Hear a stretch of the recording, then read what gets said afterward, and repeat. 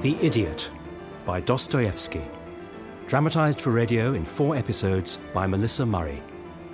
With Paul Rhys as Prince Mishkin, Alex Jennings as Ganya, Roger Allam as Rogozhin, Lia Williams as Nastasya, David Swift as General Yepanchin, Paula Jacobs as Mrs. Yepanchin, and Stephen Moore as General Ivolgin.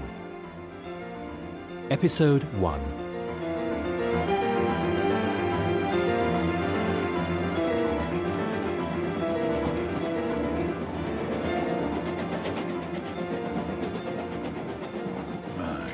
God, how much longer will this train take? We have fallen from our high estate. Only an hour ago we were indecently drunk. Now we are merely disgusting. You were disgusting. Yes, but I apologize for it, sincerely. Don't be cross with poor little Lebedev. We are in public, remember? He can get a little rough sometimes. Who are you talking to? That foreigner over there. Foreigner? It's the coat that gives him away. What the devil are you talking about? That's how I know he's a foreigner. It's thick enough, I grant you. But look at the kind of cloth. Italian.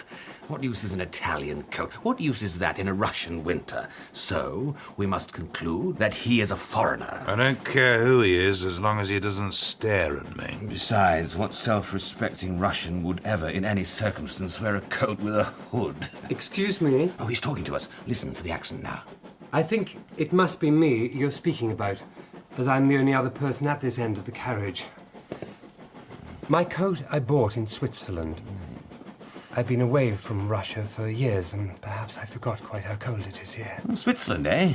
What were you doing in Switzerland? A long holiday, visiting family? You were a student? I went for reasons of health. You're a nosy devil. Don't answer him, Sir Vulture. No, I don't mind. Why should he mind a few civil questions? So you were ill? Very ill? Well, of course you were. You'd hardly have gone all that way for nothing. So what was the problem? I'm an epileptic. At least it's not contagious, eh? I had been very ill. I'd had so many bad fits that by the time I got there, I was almost an idiot. But you are better now? Oh, I'm much better.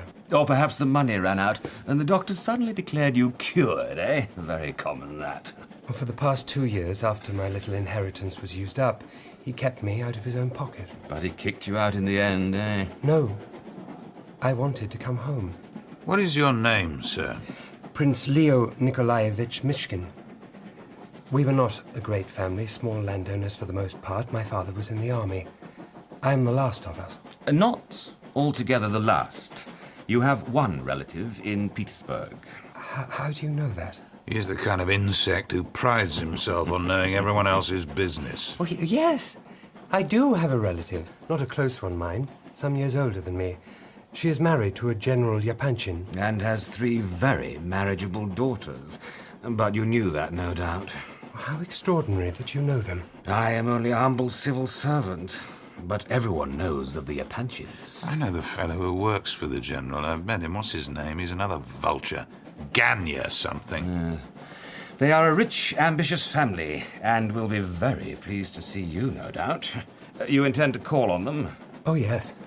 I intend to call on them this very day. I need advice. For instance, at the moment, I have no idea where I will be staying tonight. You have no money, I take it? No. That small bundle at your feet there, I would bet, contains the sum total of your worldly goods. Well, Prince, you are a hero out of a fairy tale. They will undoubtedly greet you with open arms. I only wish I was there to see it. Pay no attention to this man. He is a rogue, a villain. He battens on young fools and stays with them all the way to the debtor's prison. It's true. And that is why you're with me, isn't it? Yes, sir. Prince Mishkin, allow me to introduce myself. I am Lebedev, a drunk and hanger-on. And this is my current patron, the inestimable Rogozhin. Surely you know who he is. Oh, I'm afraid I don't. Why should he have heard of me? The son of Semyon Rogozhin. Well, I'm a very ignorant man. Who died only last week and left his young heir here a very nice 2.5 million. And the joke is he didn't even know. He didn't know a thing until I found him in Pskov, lying fast asleep in bed with a fever. I was his celestial messenger. He will make me pay for being the bearer of such good news. I certainly will. The old devil, my father, had threatened to disinherit me, but in the end, I am the winner. I'm always the winner, Prince. Ask him how he got the fever. Ask him what he was doing in Pskov. Ask him about Nastasya Filipovna. I've told you not to mention her name! Imbecile! Sorry, Prince, I did not mean you, of course. Oh, no, of course not. I won't talk about her. Nastasya. Nastasya. No, don't distress yourself. I'll tell you how I got sick, though. It all started when my father gave me a beating. A terrible, terrible beating, worse than ever. Oh, it was a work of art. So I ran from the house, took the first train in the station, and ended up in some flea-pit hotel in Pskov, where this bloodsucker found me lying in dirty sheets in a fever of rage. And the reason he beat you? The reason he beat me is because I took 7,500 rubles he gave me to put in the bank. I took them and went to the jeweller's. And there, I bought the most beautiful diamond earrings. I ran round immediately to Nastasya's house and threw them at her feet. He did, at her feet. There were witnesses. And he'd not even spoken a word to her, just seen her in a box one night at the French theatre and fell headlong in love. So romantic. She didn't even smile at me. Nastasya is not a smiling kind of girl. If you say her name again, I swear I'll thrash you. I bet the prince would love to hear her story, wouldn't you? Perhaps I will another time. Glad my father is dead. The beating he gave me killed him. How could he die of a heart attack? Bastard didn't have one. I will tell you about her then. Nastasya Filipovna was left all alone in the world at the age of 8. Mother, father, sister, all dead. What would become of her? Poor orphan. Luckily, her father's old friend, Mr. Totsky, came to the rescue. If you can call it rescue. Perhaps his intentions were good. How often we have good intentions. I myself am positively afflicted with good intentions. Nevertheless, after paying for her upkeep, her education, until she was, 15, he decided, to put it delicately, to reimburse himself for his efforts. You are a man of the world, Prince. Can't you see he isn't? Let me tell you what he did to her. He violated her. He abused and debased her. Oh, that was years ago. She's now 20-something. And our Mr. Totsky wants to be rid of her. Why? Because he wants to marry a society wife. And he needs to cut free of his past indiscretions. That's one part of the reason. The other part is that he is a little afraid of her, of Nastasya. She has grown into a most formidable creature. The question is, will our young lady let him go? Not because she wants him, but because now she can torment him as he tormented her in her days of innocence. Oh, is there anything more satisfying than revenge? And she has the advantage of not minding what she does. She is capable of anything. Rogozhin here thinks he can persuade her to come to him. Now he's rich. But I think she would like to destroy us all if she could. That is my humble opinion. Oh, that is a terrible story. It is a true one. And guess who's a great friend of Mr. Totsky? Guess. How would I know? He is a great friend of General Yepanchin, your relative. You may have the pleasure of one day shaking his hand. Prince? Yes. I will give you a proper coat.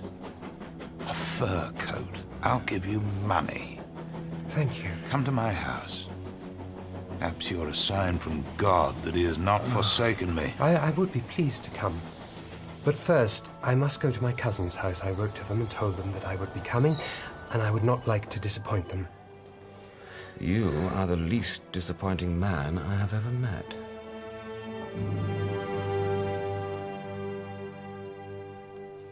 Prince Myshkin. I am the General's Secretary, Ganya Ivolgin. You have just come from Switzerland, I believe, and claim to be a relative of the General's wife.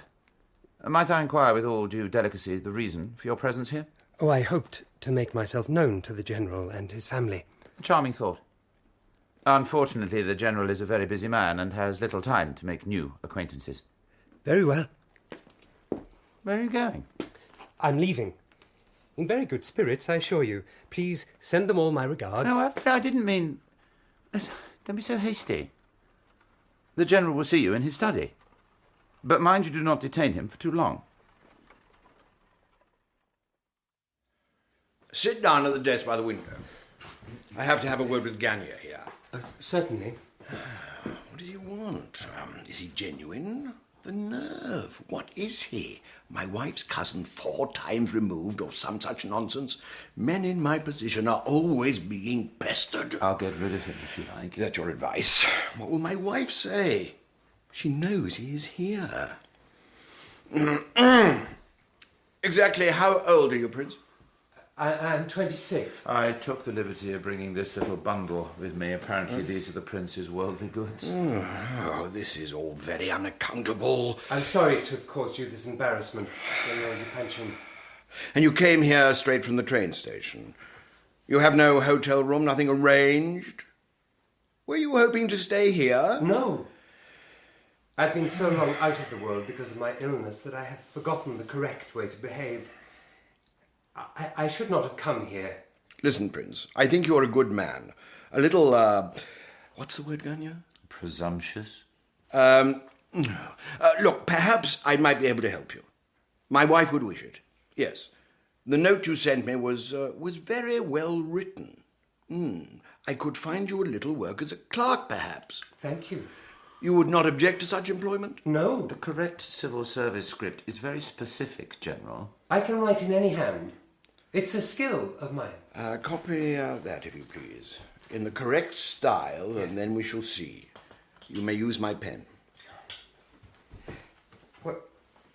This is extraordinary. It's an invitation card to a birthday party. Hardly that exciting. Hand it back. It's just the name on it. Nastasya Filipovna.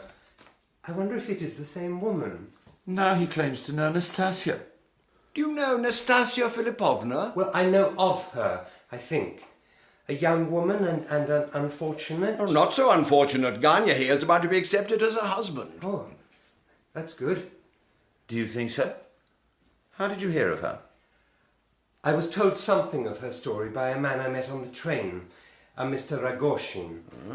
A nice man, but in great emotional turmoil. Rogozhin, he's an animal. Oh, how marvellous. The woman I am thinking of proposing to is discussed on trains by the likes of Rogozhin. What, you have not asked her yet? I thought the matter was all settled. Mr. Tosky believes the matter is all settled. We had hoped to announce it tonight at her birthday party. You know, of course, that my mother and my sister have sworn to leave the house the instant that Nastasya enters it. Oh, you will manage your women folk. They strike these attitudes, but when they consider, when they experience the very real advantages that will flow from this marriage, they will sing a different tune. Oh, yes. You're right, Prince. When they know her story, they will pity her. Pity her? I don't think a young and very beautiful lady with wonderful prospects needs anyone's pity. Many people have her interests at heart. Mr. Totsky, more than anyone, wants her respectably settled. Leaving him free to offer his hand and considerable fortune to the General's eldest daughter. Would you marry your daughter to a man like Mr. Totsky?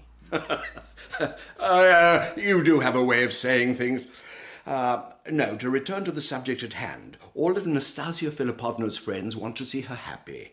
She is very beautiful. Would you marry a woman with so many past and present admirers, Prince? Well, I'm too ill ever to contemplate marriage. Besides, I know nothing of women. I heard that story of Rogozhin and the earrings. He's a rich man now. Do you think he would marry her? I don't know. Why don't you ask him? Why don't they just auction her off and be done? He will probably take her off their hands without the nice fat settlement they've offered me. He might even pay for the privilege. Well, I am glad to see you two speaking so confidentially. It chimes in with a proposal I was about to make. Ganya, your mother takes in lodgers, does she not? Yes. Is there a room that the prince could take, do you think? Anything at all to oblige you, General Yepanchin. That's all nicely settled then. Now off you two trot. I will see you later at Nastasya's party, Ganya. Yeah. You won't let me down, will you? No. First, you might take the prince along to meet my wife. Good day, gentlemen. Thank you for your kindness to me. We all like to behave well sometimes.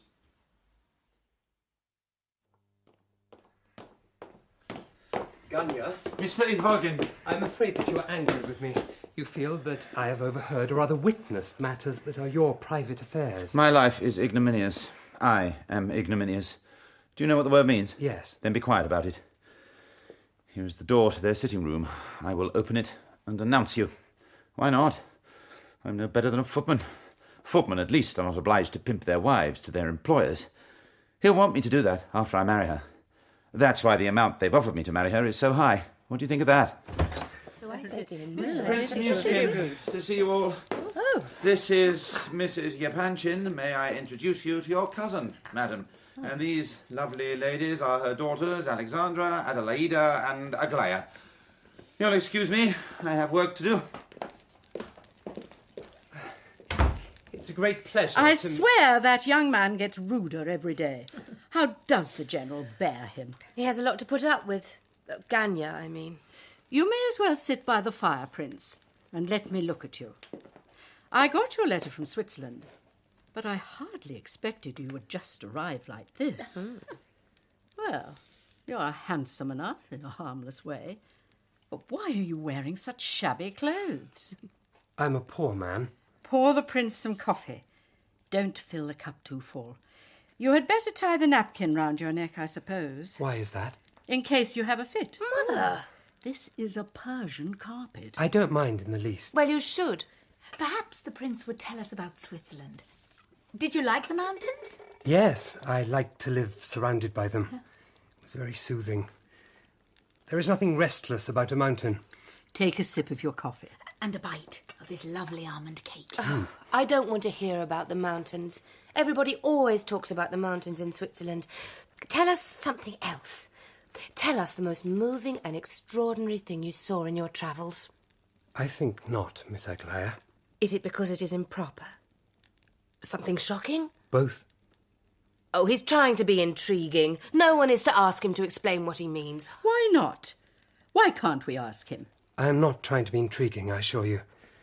I will tell you about the most moving, the most terrible thing I saw, because it is a thing that is burnt, literally burnt, into my mind. It was in Lyon, in the city square. I was there when they executed a man. How horrible. An innocent man. No, a very wicked man. Does it matter? Can you imagine how he felt as they drove through the town in the back of the cart? How he must have looked round him thinking, I have 3 more streets to live, 2 more streets, and then finally he's in the square. It's packed with people, all shouting, all staring, all there to watch you die. They got him to the ladder, and when he saw it, strong man, cruel man that he was, he burst into tears. On the ladder, his face was pale, but on the platform he became literally as white as a sheet of notepaper. I could see how his legs became weak. He must have felt sick, too. There would have been this intolerable sensation at the back of his throat. Did you ever experience a moment of terror in which your reason remained unaffected, but all your power to move, all your will to act even, has gone? The house is about to collapse, but you can't stir. You wait to be flung to the floor and annihilated. He looked round, and he saw the whole world rush to vanishing point. No animal could have felt such fear. No devil either. This is a very shocking story for a lady's sitting room. Yes, but it is important to me. I wanted you to know. To know what? To know that there is misery, cruelty, and death in the world. We're not that ignorant. Prince, you are a good man. You have a feeling heart. I have a feeling heart. Perhaps we are not the most intelligent people in the world. Perhaps we have not read the modern books. But we have read our Bible. We know the value of compassion. You may untie that napkin. Forgive me. Are you offended? We will be great friends, you and I. I like your forthrightness very much. You see, you can be charming. Tell me this, Prince. Have you ever been in love? That happiness, no, I have never experienced. Will you answer any question, however impertinent? Yes. Ladies, I must go now. I have to find my new lodgings. I hope that I will see you all before very long. Go with my blessing. I can't decide if he's a total charlatan or if he is sincere. Either way, what does it matter? Psst! Come here now, quickly. We have to talk. Is it far from here to your mother's house? Get in here and be quiet. Need to keep it open a crack so that I can see her. See who? Miss Aglaya. Any moment now she will come out of the sitting room. Walk down the corridor. She goes into the piano room. Listen. She always practices for half an hour before her piano teacher comes, so we have very little time. For what? Prince, I will be honest. I'm an honest man, aren't I? Plain spoken, if a little irascible. I find you difficult to understand, to be truthful. And your opinion is worth what, precisely? Oh, well, listen, perhaps we've got off on the wrong foot, but I'm willing to make amends. How? By placing myself forever in your debt. Prince, I must beg you to do me a favour. I would like to help you. Good, that's settled. All I want you to do is to take this note, knock on the door, and deliver it to Miss Aglaya. Why can't you take it yourself? No, complicated reasons, difficult reasons. If I told you this note could make or mar my life forever... I'm not sure I should do this. Would you like me to humiliate myself and actually go down upon my knees to you? No. Take it then. And hurry. The piano teacher is horribly punctual. I have not sealed the note. I won't read it. Hey, go.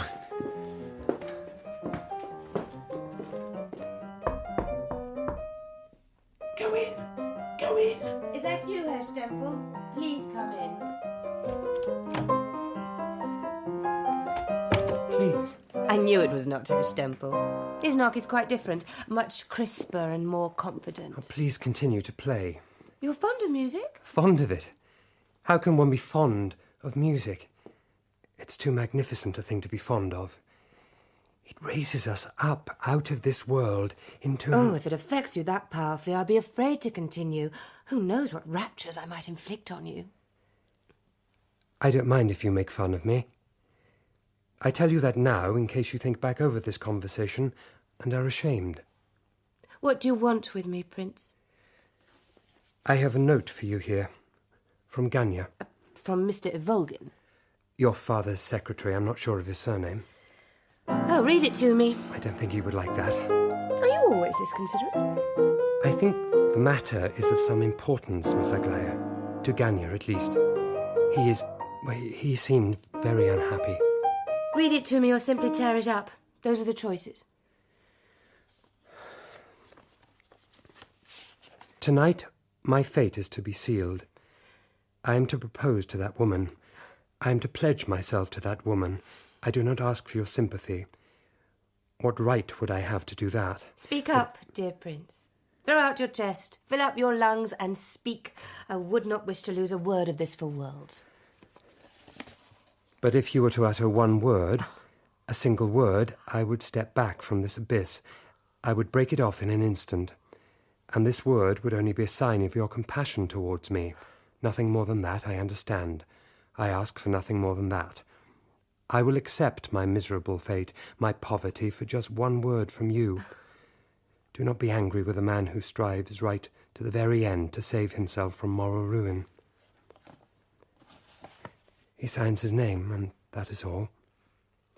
Well, Prince, what are your thoughts? What is your advice? Shall I utter a word? A single word, and save this man from moral ruin? Do you have feelings for him? Feelings? I have feelings. Tell me, have you ever read anything so crude? So insulting in all your life. It's not a very well-written note. He has not done justice to himself, perhaps. He tells me all he wants is a word. But of course, if I were to say that word, it would commit me. He knows that. He will not let Nastasya and her money go unless he is sure of me. You know about her. I even know they've offered Ganya 100,000 roubles to marry her.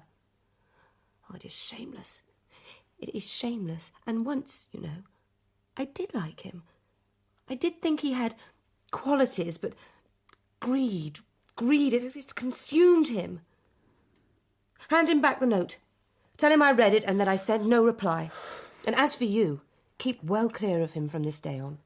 I'm to lodge in his mother's house. Your father arranged it. Well, that's unfortunate. He will be your enemy now. Oh, yes. He will blame you for his failure with me, for his humiliation. I hate people. No, you don't hate people. You have a noble soul. You hate meanness and subterfuge. I see it in your eyes. You see an 18-year-old girl. That is all. I won't be romanced at. Now, I must practice for my music lesson. Please go. Miss Aglaya?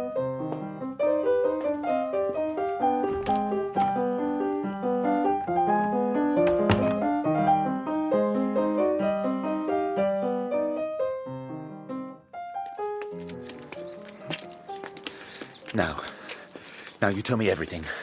Every detail, every word. First you gave her the note. I gave it to her. Did you say it was from me? Yes. Excellent. Did she seem pleased to get the note? Well... Oh, why am I asking you that? Let's get straight to the heart of the matter. She took the note. She read it. Did she read it quickly? Did she read it quickly the first time and then go back and reread it? Did she say anything? Mutter something? What? No. What an informant. Well, Prince, what did she do when she read my note? She didn't read it. What? She refused to read it. She said that either I read it to her or I must just tear it up there and then. So I opened the note. What? And... You read my note? Well, I was unsure what to do. I thought that you would want her to hear your message even if it came via me. You're lying. I'm not, I assure you. Liar, liar, liar! I'm sorry that you are so upset. But please, do not call me names. What was her response when you read it to her? What did she say? She said that she would send you no reply. She said nothing? No. But she sent no reply, no formal reply. She did speak a little about how she felt about the note. But I think you might find that upsetting. Do me the honour, sir, of telling me what she said. She thought that you were trying to compromise her. She mentioned the amount of money that you were offered to marry poor Nastasya Philippovna. She thought you unwilling to let that go unless you had in some way secured her. Miss Aglaya, I mean. She was insulted, she said, but she also said... Oh, yes, this is wonderful. Let's walk. We're attracting attention. She also said, or hinted, that she had once liked you, but now she thought you greedy. Greedy? Oh, the rich always think us greedy. Well, we shall see, Miss Aglaya. I've a trick or two up my sleeve yet. I'll make you grovel yet. I'm sorry, Ganya, to be the bearer of such bad tidings, but I think she might forgive you. Forgive me? But do you know what is really interesting in all this? Miss Aglaya, so proud, so private, decides to make a confidant of a sorry specimen like you. How in the name of God is one to account for that? I think it would be better for us to part. It is true that I've been ill, and that I'm not used to being with people, but still that is no reason to abuse me. I understand that you're upset and disappointed, but that is no reason for you to be rude to me. I will find other apartments and explain matters to the General so that he will not be angry with you. You are right to be offended. Please, with my hand on my heart, I beg you to forgive me. Oh, I'm in such trouble, such pain. It maddens me. I behave badly. If you knew how much I stood in want of a friend. Come home with me. I beg you. There is no need to beg me. I would be more than happy to be your friend. Come, let us get on. I'm becoming very tired. It's not good for me to get too tired. What on earth is behind that mask of his?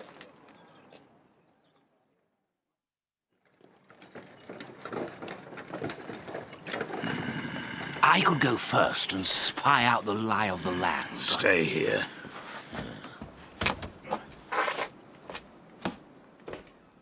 And where are you going, my fine lad? Get your pig hands off me! Well, seeing you're such a big fellow, I'll be civil and ask again. Where are you going? To see Nastasya Filipovna. You've missed her by minutes, but she'll be back early tonight for her birthday party. Bring her something nice, and maybe she'll smile on you. Where has she gone now? The impatience of youth. I don't like old men. 5 rubles. Where is she?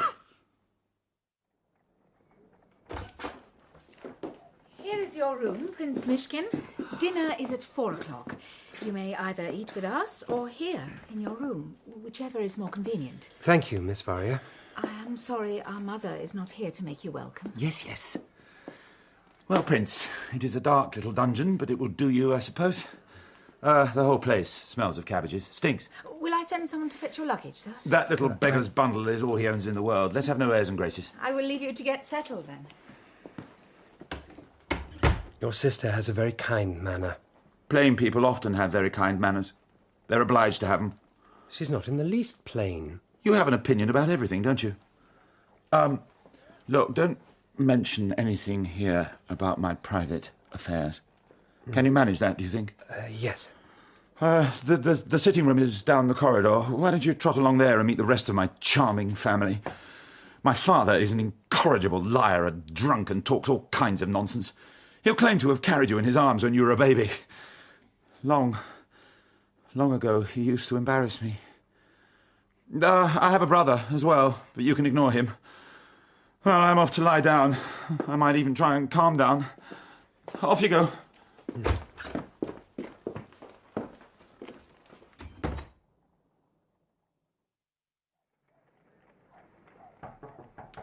Good afternoon.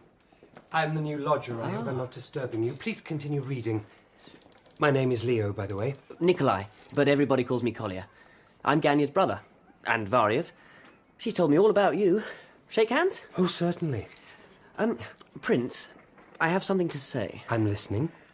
If anyone asks you to lend them money, on no account do so. Lend no money to anyone in this house. Do you hear me? Yes? Secondly, if anyone says anything ridiculous, unbelievable, don't laugh. Don't mock them. That's a commandment. I won't. I've been mocked too much myself to take pleasure in another's weakness. Well said.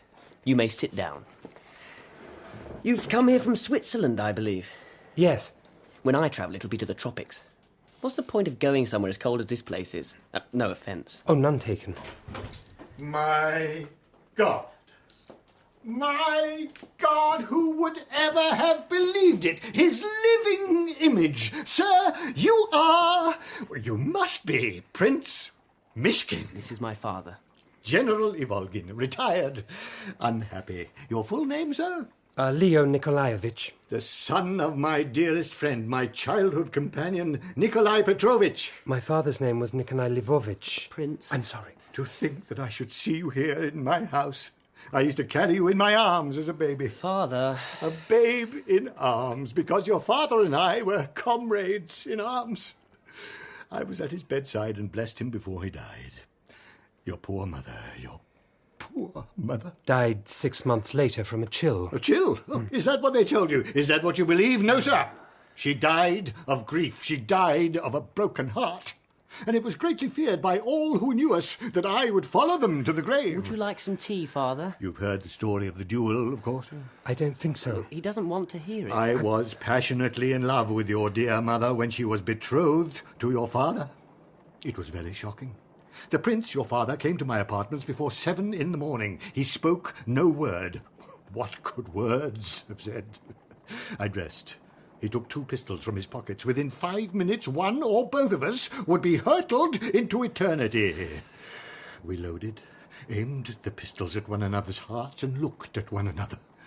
Suddenly, Tears gushed from both our eyes. As one man, we flung our pistols to the floor and fell weeping on one another's necks. "She's yours," I shouted. "She's yours," he shouted. It was beautiful, beautiful. That is a most interesting story. Thank you, thank you. My daughter tells me that you have come to live in this house of ignominy, this house of shame. Wouldn't you like to take a rest, Father? How am I to rest? Tell me that, Prince. You know about the marriage? Of course you do. All Petersburg must know of it. A marriage between a woman of doubtful virtue and a young man with shining prospects. My son, Ganya. Well, sir, it shall not be. I will lie down across the threshold of my home, sir. I will lie down. Let Nastasya Philippovna enter then. If you don't stop this instant, I will fetch Varya. Let her step across my dead body. Let her trample... Or would you prefer it if I asked Ganya to come in? No! No! That is why I am unhappy, Prince. My children, my own children. Where is the respect? The reverence! A nest of vipers! Oh, Father, you can't speak so of me. He is my dear boy, Prince. Come here and kiss me, my beloved son. Come here and kiss me too, Prince, son of my dearest friend. Come, I insist. Oh. I am a feeling man. My heart is full. Tell me, Prince, might I trouble you for a small loan until the end of the week? I'll take it off the rent. The prince's rent is to be paid directly to me. There will be no point whatsoever in asking him to give you any money. I absolutely forbid him to give you any money. Is that understood? Yes. Prince Myshkin, will you do us the honour of dining with us? Oh, you are very kind. You're all very kind.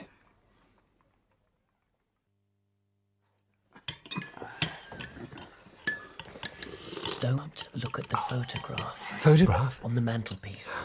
Don't say a word about it. Oh, the soup is cold again.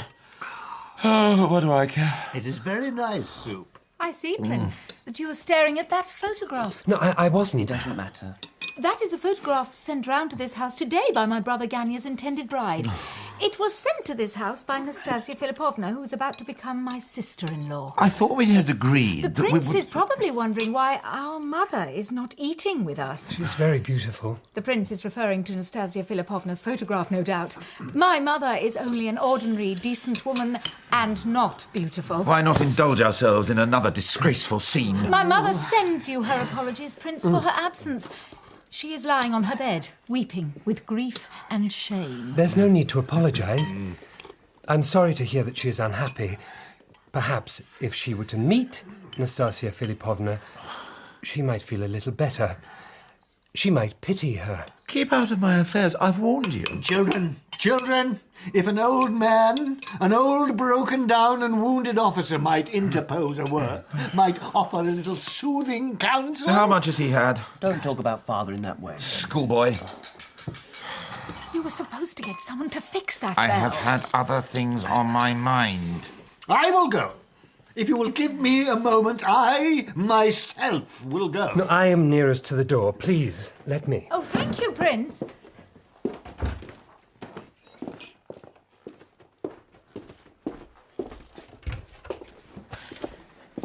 You took your time.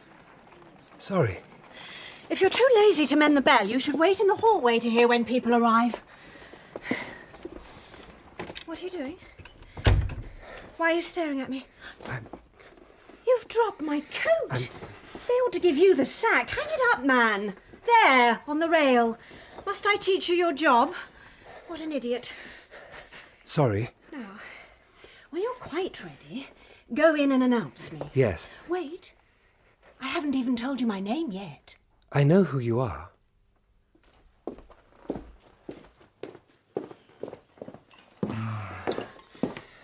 Nastasya Philippovna's here. What? It appears that I've come at an inconvenient moment. Aren't you going to introduce me to everyone, Ganya? You look, and I hope you don't take this personally, very like a fish, with your mouth open like that. A trout. Take a sip of water, Ganya. You'll feel better in a moment. I must manage for myself, it seems. Make my own introductions. You are his sister, Miss Varya? Tell me this. Where are the lodgers? I expected to see a sea of lodgers. We only take in a very few. Nastasya Philippovna. He is speaking at last. Well? Allow me to introduce Prince Mishkin, one of our lodgers. That is the footman. No, I am not the footman, but it is easy to understand how you made the mistake. I'm not in the least offended. Have we met? No. Then how did you know who I was? Oh, my portrait is on the mantelpiece. How sweet! How romantic. Tell me, Prince, do you think the photograph does justice to my radiant beauty? No. Do you think it conveys the absolute excess of my exquisite charms? No. No? There's a look in your eyes. A terrible look. And who is this old fellow with the dyed moustache? Who is he, Ganya? My father. And I am Kolya, Ganya's brother. Madam, you see before you an old, broken-down, but brave Russian soldier. Oh. In the defence of my country, I have suffered. I have been wounded. Have you? In the defence of my country, I have been bayoneted. I have been stabbed with sabres. I have been shot at. Oh, for the love of God, sit down. Shot at? There are 3 bullets in my chest, lodged so close to my heart that the surgeon refused to even attempt their removal. They must rattle terribly when you cough. Father. I like you, General. You are what you are. I would like to see you again. You must come and visit me. I mean that. You would be amazed at how lonely I feel sometimes. You and I could amuse each other. You do look remarkably like a footman, Prince. I feel harried to death. Is there somewhere I can sit down, do you think?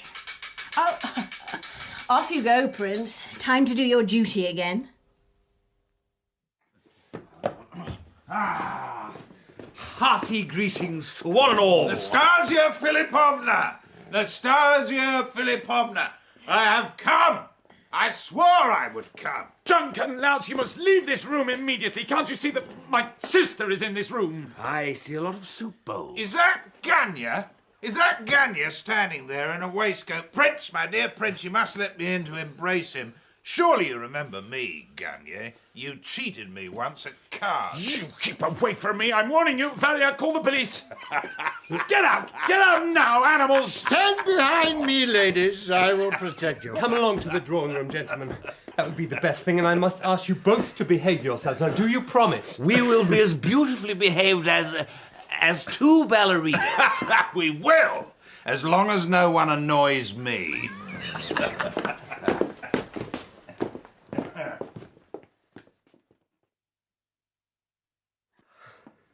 Nastasya Philippovna. Nastasya Philippovna, what can I say to you? Varya, I insist that you leave this room. Why did you follow us in here? To see your bride-to-be. To get to know her. I've been running around the city all day trying to find you, and now that I have, what in God's name will I say to you? I'm not an eloquent man, Nastasya. Tell her you've just inherited a fortune. So recently, he hasn't had time to wash or change his clothes. You're such an ignominious creature, Ganya. If I were to take 3 rubles out of my pocket, you would crawl across the carpet and pluck them from my hand. A man who cheats at cards. I have never in my life cheated. Oh, what's the use? Why do you think I have come here? Why? To make an exhibition of yourself? That's true. We can't deny that. Never mind the clothes I'm wearing. I've pots of money. Gallons of it. Enough to buy you all of you. I came to you immediately to throw myself at your feet. And also because I heard this rumour, this ridiculous rumour. Tell me, Nastasya Philippovna, are you really going to marry this man? No. Of course not. Hurrah for that! Oh, shut up, Varya. Look, perhaps it would be better if we were to all sit down and be quiet for a moment and think a little. That's wonderful news. They lied to me, then, the filthy dogs. They told me you were engaged to this worm. I didn't believe it. I came round here to buy him off, not for 3 rubles. You needn't worry, Ganya, but for 3,000 rubles. Well, it seems I don't have to, but I'm a generous man, aren't I, Prince? That's another thing. You still haven't explained to me what you're doing here, but I knew we should meet again. I knew. What was I saying? You get out of my house. Well, that was a bit feeble, if you don't mind me saying so. I'm not saying I'm a good man, Nastasya Philippovna, but I am a generous man. Here in my hand is 18,000 rubles, all for you. My God, put it away, man. This is not the way to treat Nastasya. And 18,000 is only the beginning. There is something so refreshing about vulgarity. True, heartfelt vulgarity. What do you think, Prince? Do you think I'm worth 18,000 rubles? 40,000. I'll give you 40,000. That's enough. Nothing is enough. I'll give you 100,000. Yes, I will. And I'll still give you your 3,000, Ganya. You have the word of a vulgar man. How much exactly did they offer you to marry me, Ganya? He's been very coy about that. Tell me, Ganya, did you ever feel anything for me? I will not discuss my feelings in front of these people. He wrote me poetry, you know. Rather good poetry. He stole the best lines from Pushkin. Nastasya, can we talk privately?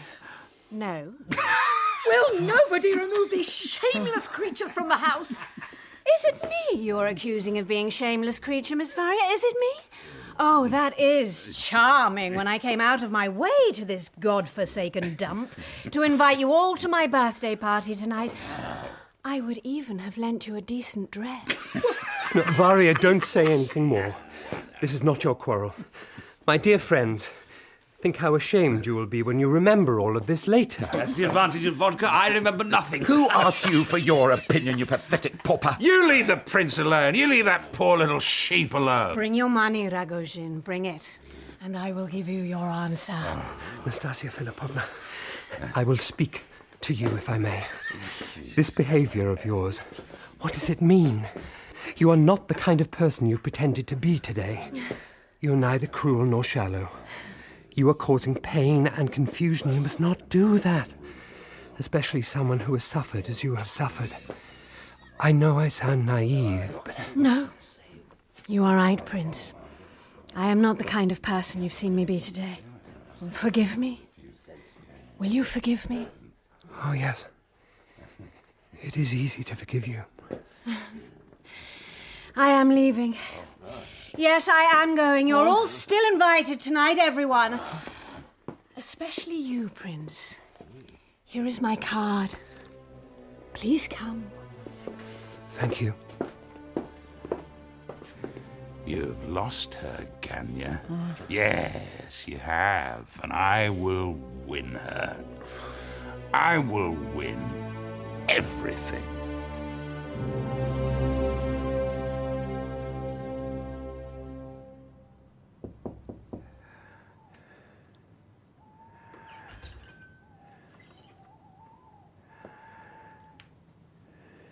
Are you awake, Prince?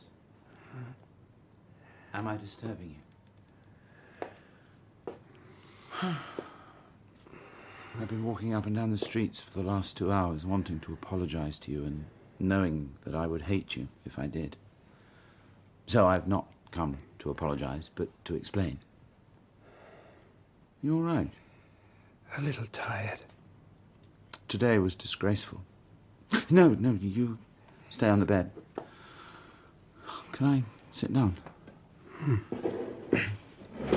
Listen, I've decided once and for all that I will marry her. I will marry Nastasya Philippovna for her money. And do you know what that makes me? I'm not sure. It makes me a man of principle. Yes. Because I have not lied to her or to the world. I'm not spouting a load of progressive liberal nonsense about redeeming fallen women. I will not pretend anything. I am a mercenary animal, but I'm not a hypocrite. Besides... Go on. Once, you know, I did feel for her. Did love her, I think. Oh, you are smiling. You are thinking of the note I gave Miss Aglaya. Well, Prince, it is possible to love 2 women at once. I know nothing of love, of that kind of love. I don't judge you, Ganya. You don't like me. There have been times today when I have not liked you. But now, when you're being simple and sincere, I find I do like you. There is one thing I would like to ask you. Do you think Nastasya will accept your proposal of marriage? It seemed to me... No, that scene with Rogozhin was just nonsense. To annoy and provoke me. You're very confident. She liked you. Our Nastasya was impressed with you. Tell me, Prince, did your heart flutter a little for her? No. You're blushing. Well, we are all only human. We are all usurers at heart. I will take her, take the money, and you shall see what I will make of myself. My ambitions are worthy, even if I am not. If I had married Aglaya, it would have given me social position, but money will do the trick. What do you say to that? Perhaps it will end happily. When I have money, I will become a moral man. I will behave with decency and delicacy once I am rich. I will be able to afford all sorts of virtuous behaviour then. Money is not always a blessing. What a very trite thing to say, dear Prince. You're beginning to hate me again. Yes. When I'm not in your company, I think you the most marvellous, calm, admirable person. But when I'm with you, it's a different story. That is often the case with me, so I don't blame myself. I'm a complex character. You are unhappy. Only idiots are happy. But then maybe not. You've a mournful look about you at times. There I go again, calling you names. I'm incorrigible. And yet for all that, I'm not a bad man. Perhaps you pay yourself too much attention. Well, I need to get dressed if I'm going to this party. I will get Varya to sponge my black silk waistcoat. I have only one, of course. Do you know, I wish I had taken that 3,000 of Rogozhin's. I wish I had snatched it out of his hand. That would have taught him a lesson. Yes, I have decided Nastasya, not Aglaya. I hope it won't break the poor girl's heart. I don't think it will. You know nothing of women. I think I will take a rest now. Exactly. That's exactly what you need. A nice rest. Good night, Ganya. Close your eyes and sleep.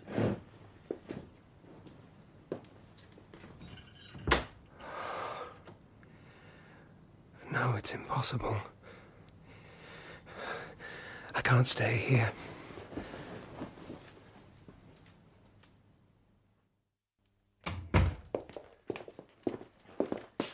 What are you doing, Kolya? Varya told me to sit here and make sure no other madmen entered the house. You've taken over my role as footman. She is quite a nice person, Varya. A little mean and spiteful sometimes, but the situation is worse for her. You understand? Yes. I mean, she is a woman, you know. She thinks of marriage. And all this scandal, it might put off potential suitors. Oh, I see what you mean. What a very insightful boy you are. I have no choice. They scream all their nonsense in my ears day and night. When are you going back to Switzerland? I don't know that I am going back. If you ever need a travelling companion, here I am, willing to go at a moment's notice. Are you going out? Can I come with you? Yes, you can come with me.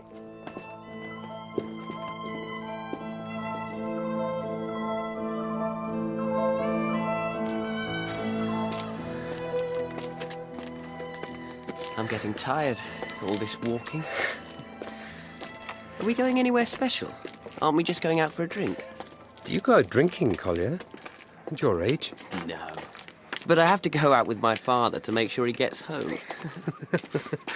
And I'll make sure you get home, don't worry about that. I'm not going out drinking. I'm going to Nastasya Filipovna's birthday party.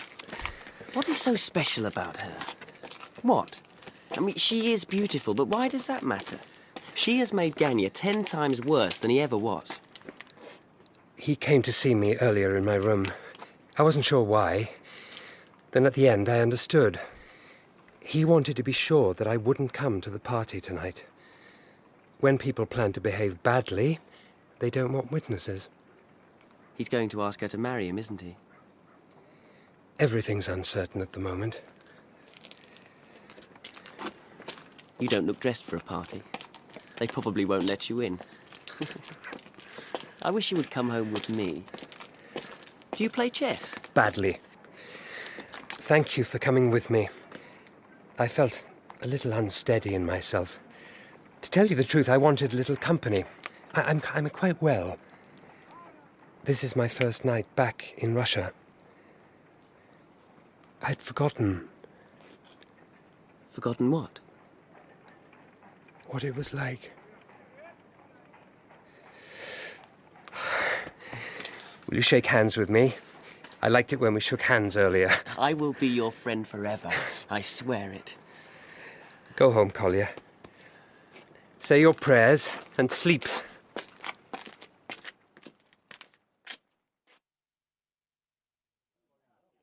What name, sir? I'm probably not on the guest list. What name, sir? My name is Prince Leo Nikolaevich Myshkin.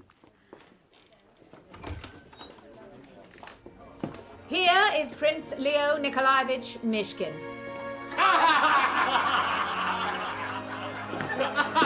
Prince! I was just telling them all about you.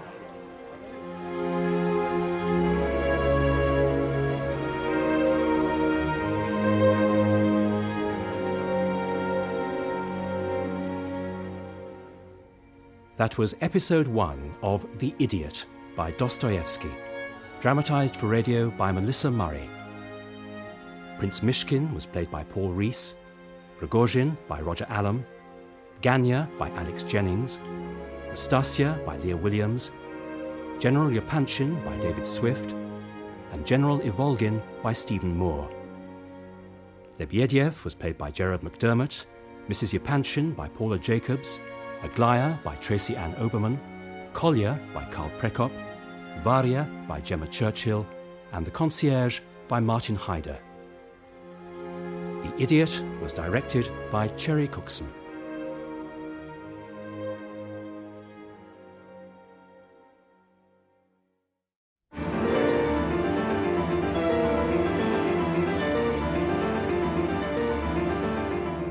The Idiot by Dostoevsky, dramatised for radio in 4 episodes by Melissa Murray, with Paul Rhys as Prince Myshkin, Jennings as Ganya, Roger Allam as Rogozhin, Lia Williams as Nastasya, David Swift as General Yepanchin, Paula Jacobs as Mrs. Yepanchin, and Stephen Moore as General Ivolgin. Episode 2. You came! You actually came to my birthday party, Prince. How charming! How surprising. Now, who do you want to meet? We have important people, obscure people, men and women, young and old. I came here to see you, Nastasya, to talk with you, if that's not impersonal. Over there is our guest of honour, Mr. Totsky. Mr. Totsky rescued me as a child when I was only 8. You've heard the story? My parents died very suddenly, but luckily, an old friend of my father's, Mr. Totsky, heard that I was orphaned. Being a kind, disinterested gentleman, he rushed to my side to protect me. He has been protecting me ever since. Debaucher! And here comes General Yepanchin to prevent a social scene. I'm very surprised to see you here, Prince. He arrived at our house only this morning, you know. A long-lost cousin of my wife's. She found him very engaging. How is your wife, General Yepanchin? My wife? Very well. Do you see, Prince, the pearl necklace I'm wearing? How much do you think it is worth? Oh, I'm afraid I've very little knowledge of jewellery. Oh, it was given me this very morning. Guess who gave it to me? Oh, this is quite unnecessary. I will have no secrets from the prince, none. Well, it is worth 5,000 rubles. Oh. That's what the jeweller offered me. He's coming to collect it in the morning. You're selling it? The prince wishes to meet my benefactor, Mr. Totsky. Excuse us, General. They think so meanly, so cheaply of me. A pearl necklace. They have set up their neat little arrangements. You know that the general plans to marry off one of his daughters to that devil Totsky, but first they must see me settled. They must silence me. And do you know what they plan for me? Of course you do. That is one of the things I want to talk to you about. They plan to marry me off to Ganya Ivolgin. They'll pay him a fortune to take these tainted goods off their hands. And he would do anything for money. Oh, you see him standing over there? He's vainer than a woman. Of course, once I am married, General Yepanchin hopes that my husband would be a compliant man. The General intends me to be his mistress. Have you ever heard anything so amusing? I cannot believe that to be true. That would be infamous. Yes, it would be. But it will not stop them. And here he is, Mr. Totsky, with hair discreetly dyed and a fresh set of teeth from Paris. Surrounded by admirers as always. Come on, Prince. Quietly. Shh. Now let us surprise him. Believe me, gentlemen, I speak as an homme du monde, a man of the world. Subtlety above all else, a certain delicacy. They are butterflies, easily crushed, charming, effervescent creatures, requiring, the best of them, a certain hothouse luxury to encourage that special bloom of beauty. To keep butterflies, Prince, it is necessary to have a large bottle of chloroform and a nice, sharp pin to pierce them with. Then, once they are dead, by all means put them in a glass case for other men to admire. Mr. Totsky, Prince Mishkin. Will you shake his hand, Prince? Oh, no. He has a flabby handshake. I'm afraid I didn't catch your name, my dear sir. Oh, I am Prince Leo Nikolaevich Myshkin. Ah, the mysterious Swiss gentleman. Yes, I have heard of you. I'm Russian, not Swiss. But you were in Switzerland, no? I was abroad there for reasons of ill health and returned here to my native land only today. He knows exactly who you are. It's just one of his affectations. I heard you were something of an invalid. No, don't worry, I won't have a fit. I haven't had a fit in a good 2 years. A fit? I'm an epileptic. How remarkable. It's better than having false teeth. Prince, as you know, Mr. Totsky and General Yepanchin, come over here, General, are both extremely anxious for me to get married, freeing Mr. Totsky here to make a mutually beneficial matrimonial connection. Connexion matrimoniale with one of the General's daughters. That is the plan. And all I have to do is agree to it.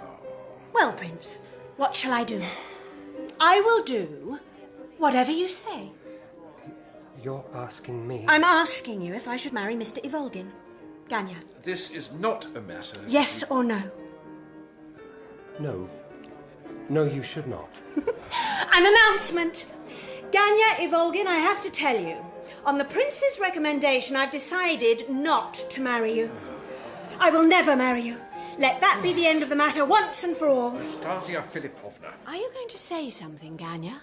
First, let me thank you, Nastasya Philippovna, for the extraordinary delicacy you have shown towards me in giving me your answer here, before all these people. I am even more grateful to the Prince, who has done me the honour of involving himself so thoroughly in my private affairs. From this day forward, I will lead a new life. General, take back your pearls and give them to your wife. Mr. Totsky, I announce to you and to the whole world that I am my own mistress. I'm 25 years old and in the teeth of you all, especially in your teeth, Mr. Totsky. I declare myself to be an independent woman. Oh, yes, here it comes, the finishing touch. It's him. Who? Rogozhin. He's a madman. He thinks if he offers her enough money, she will go with him. He promised her he will get 100,000 rubles by tonight. Perhaps he has it and has come to claim her. Come in, come in! Madam and assembled personages, I am proud to announce that my good friend here, Mr. Parfyon Rogozhin, pursuant to his word given to this delectable lady this afternoon, has visited every moneylender in the city and has raised on proof of his imminent inheritance the staggering sum of 100,000 rubles cash. Here it is. He has come to claim his reward. Don't be shy, Mr. Rogozhin. Don't be shy. Nothing is embarrassing about money. Show it to us. I will keep all my promises to you, Nastasya. Wrapped up in newspaper. What a nice touch. Nastasya, you must not allow yourself to be maddened. You must not. I beg you. You beg me to what? To refuse his money? Why? There is more nobility in being Rogozhin's slut than in being Ganya's wife. Oh, thank you again. She's right! She knows what my love is worth. I've brought the proof of it. I'm not a learned man. I'm not an educated man. If I had been, I might have wooed her in other ways. Why are you looking so mournful, Prince? Why shouldn't I become Rogozhin's slut? Answer me. Answer me. What decent man in all the world would marry me now? The Prince would, if he's your idea of a decent man. Would you? Would you marry me? Yes?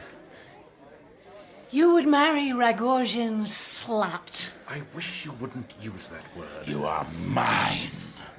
My heart, my love, my slut. You are not Rogozhin's slut. You have been misused, terribly misused. You have suffered unspeakably, and you are in torment. I see that. I see how much you disgust yourself and blame yourself, but I tell you, you are pure. No, you are innocent. You have committed no crime. And you have been reading too many novels. No, I will go with Rogozhin. It is my duty to go with him. My queen, I will give you gold to eat. Your duty? How is it your duty to throw yourself away like this? No, I do not mean to insult you, Mr. Rogozhin. I know, but be careful. I'm not always answerable for my temper. Indeed he isn't. Shut up! Oh, this is a madhouse. You should marry some milk and water maiden, Prince. One of this good general's lovely daughters. That's the kind of woman you need. Miss Aglaya, let me recommend her. I will thank you, sir, if you wish to stay in my employ, not to mention the names of my daughters in this kind of company. Oh, bravo, General. Not this kind of company. Oh, I meant, madam... I think the Prince is going to cry. Don't cry. None of this is your responsibility. Let me tell you something. I dreamt of you long ago when I was young. My benefactor here, Mr. Totsky, used to visit me in the country retreat he'd prepared for me. He would stay a month, 2 months, to dishonour, insult, excite, and deprave me to his heart's content. But all the while, I dreamt there would be someone in the world who would come to me one day and say, "None of this matters. I love you, and I will cherish you all my life." I will say those words. I will say those words and mean them. None of this matters. I will marry you and I will cherish you all my life. Trust me. We can't change the past. God does not allow it. I've had enough of this pantomime. I'm leaving this instant. How much money exactly did Totsky and the General offer you to marry me, Ganya? Where is the 100,000 rubles? Give it to me, Rogozhin. Here it is, my angel. Is it mine now? I can do whatever I want with it. Yes. Kiss me.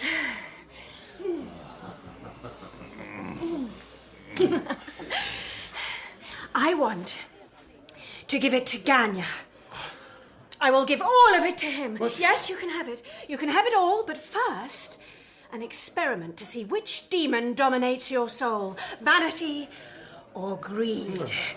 Here is the 100,000 rubles, a fortune. I will throw it into the fireplace. And you, dear Ganya, must put your hand into the flames and pull it out. And once you have done that, the money is yours. She is reckless and magnificent. Stop. Nastasya, you are better than this. 1, 2, 3... There! 100,000 rubles, Ganya. If anyone but Ganya stretches his hand to the money, I'll brain him, and that includes you, Prince. For God's sake, grab it, man, grab it. Oh, the lovely money. You conceited fool. Go on, I'll make you take it. Do it, me. Let them think you're a fool, a greedy fool. Let them laugh at you. What does it matter? Are you all right, Ganya? Oh, I need air. He is turning away. He is actually turning his back on the money and walking out of the room. Well, there we have it, ladies and gentlemen. His vanity is greater than his greed. Oh, God. Oh, he's fainted. Now that is funny. Someone pull the damn money out of the fire and tuck it into his pocket. He can have it. He has earned it. I'm off. I'm leaving with my handsome, ugly, generous devil. Are you ready, Rogozhin? Come. Where are you going, Prince? Prince! Wait! Wait! What shall I do now? Come home with me? That's what you should do. Kolya, what are you doing here? Have you been waiting all this while, you poor boy? You must be frozen. No, I'm not. I'm a Petersburg boy, and it would take more than a bit of wind and snow to make me shiver. I have to follow her. Why? Catch your breath. She decided against marrying Ganya, then? That's off? Yes. Oh, that's a relief, I suppose. Your brother is ill. He fainted. Nastasya was cruel to him, so cruel. You must go up and find him. Take him home. He will be very angry. He will abuse you, but you must be patient with him. I beg you to be patient. Don't go after her, Prince. No, I must. I wonder sometimes if all adults are idiots, or is it just the ones that I know? You will grow up to be a good man. Well, more fool me. Why must you involve yourself in all of this? If you see someone rushing headlong over a precipice, what do you do? Do you stand and watch? You don't leap after them, that's for sure. I want to help her. She is like a bright star falling into ruin. Oh, poetry. But also, Kolya, the life of an invalid. I have been an invalid almost all my life. It is sometimes like being a member of a different species. I don't know the most plain and obvious things. People laugh at me. Sometimes they feel kindly towards me, and I'm grateful, but... Well, supposing a man like me, an odd creature like me, dreamt that perhaps his life too could have meaning. You want to help her to make yourself feel useful? Yes. Yes. I think it is partly that. And also because I find it unbearable. Human suffering. I used to sit and dream in the long evenings of all that I might do in the world. Very heroical dreams. Of course, now that I'm here, I feel uncertain and bewildered. Nevertheless, I will do what I can. Kolya? Yes? Will you go and find your brother and take him home? Because you asked me to, I will. Thank you. Take care, Prince.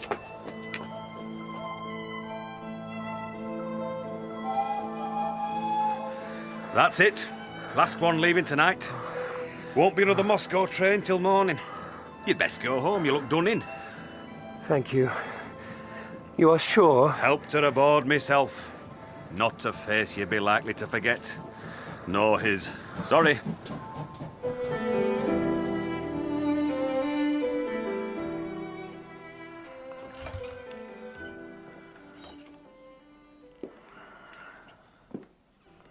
Prince. Wake up. Wake up, damn you. What? What is this place? You're in your room, in our apartment. You're a lodger here, remember? You've fallen asleep on the bed with your clothes on. I do that sometimes when I'm drunk. Are you drunk? No. We're more alike than you think. Did you see the way I fainted tonight? Like one of your fits, wasn't it? No. Not really. Ganya, I must sleep. Not before you answer my questions. Did you find her? No. But you know where she's gone. Moscow. I've been walking around for hours trying to think what I should do. I'm sure of one thing. I'm not asking you for advice. You needn't hope that. Here. Take it. If you can't see it, you can smell it. Burnt newspaper. It's the bundle of money she left me. I want you to take it to her. I want you to hand it to her with these words. Madam, I have been sent by Mr. Ivrogin. There's no point in giving me a message. I won't remember it. Just give it to her then, without a word. And make sure that Rogozhin sees you do it. Will you do that? I'll give her the money. Are you really going after her? Yes. Prince... I must sleep. I must get into the bed. Oh, you really are all in, aren't you? Steady on. Sit on the bed. Get undressed from there. Would you like me to wait with you until you're asleep? No. I meant that kindly, though I myself hate people seeing me asleep. Thank you, Ganya. Good night.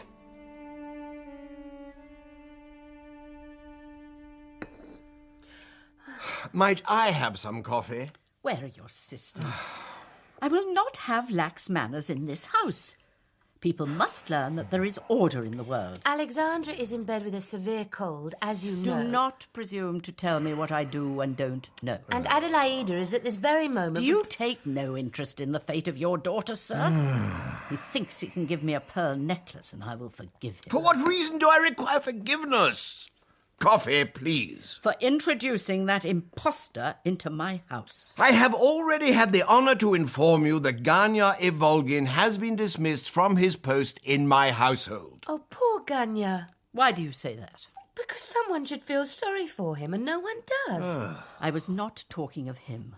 I was talking of that pauper you pushed into my drawing room. The one who claimed to be my long-lost cousin. A well-known trick. My dear, there can be no doubt that the prince is your cousin. You say that, of course, to provoke me. My dear, there is no... And to wound me. Would a cousin of mine run off in pursuit of some trollop all the way to Moscow? Not a word or a sign from him for weeks. Aglaya, will you leave the room, please? Do you think that everyone doesn't know? All our daughters knew that you intended one of them to marry this Mr. Totsky. This Nastasya woman was his mistress. And now the prince has run harum-scarum halfway round the world in pursuit of her. Pour your father some coffee. Oh, yes, Mother. Why has he gone after her? Why? Don't you care that this scandal reflects so badly on our family? We may have to leave the country. Oh, that, my dear, will not be necessary. Any connection between Totsky and one of the girls is now clearly impossible, and for myself, I am barely civil to the man. He is being dropped by everyone. As for the prince, I will say this. I believe his motives are noble. He views Nastasya Philippovna as, in some way, a victim. He fancies himself her saviour. She will destroy him. She will destroy him for the pleasure of it. Can't you help him, Father? I am trying to help him in a practical way. I won't have any more to do with Miss Nastasya. That matter he must manage for himself, no. But I have been in contact with his lawyers. They had no idea he was back in the country.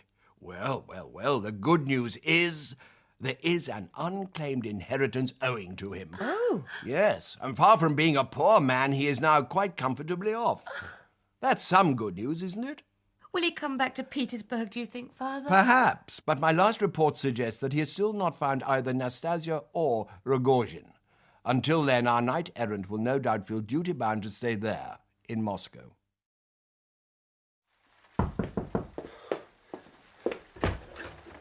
Oh, come in, Miss Lebedev. Come in and sit down. What lovely manners you have. And what a lovely jacket. Does that colour suit you, do you think? I heard you had come into a little money. Now, look at me. Don't be shy, look at me. What do you see? That you have been beaten. You have a black eye. He thrashed me. Me thrashed by him. Rogozhin? Of course, Rogozhin. Do you think I would allow any other man to mark my face with his fists? I'm sorry that you've been hurt. I think it would be good for you to separate yourself from him. But at the moment, I'm concerned to hear news of Nastasya. I've been trying for weeks to find her. Do you think I have come here to betray my friend simply because he has beaten me up? I did not ask you to betray your friend. All I wish to know is the whereabouts of Nastasya Philippovna. You accuse me of being like Judas. I accuse you of nothing. But if I am he, does that make Rogozhin a kind of Christ? What do you think, Prince? I think this is not a fit subject for jests. Why do you want to find her? Do you know where she is? Now, please, help me if you can. I'll tell you this for nothing. She doesn't love him, but that doesn't stop her. There have been disgraceful scenes, nights of such sin, orgies of vice. What can a man like you offer her after that? A respectable marriage? I don't wish to discuss that with you. Well, he has offered to do the same. Marry her. I told him he was a fool. And then out flew his fists. Yes. She was getting fed up with him anyway. So I helped the lady make her escape. Hired the carriage with my own money. Took her to stay at my sister-in-law's in the country. She has taken to reading the Apocalypse. Nastasya, not my sister-in-law. Not, I venture to suggest, a good sign. What do you think, Prince? I will go there immediately. But not before you give me some money, eh? A reward for information received. Yes. How much do you want? Want everything. Need 125 rubles. I say that to impress you with how exact I am. You count out the money while I write down the address. Don't look at me so, Prince. I am impervious. Someday you will say something or look something that will make me ashamed of myself. But today is not that day.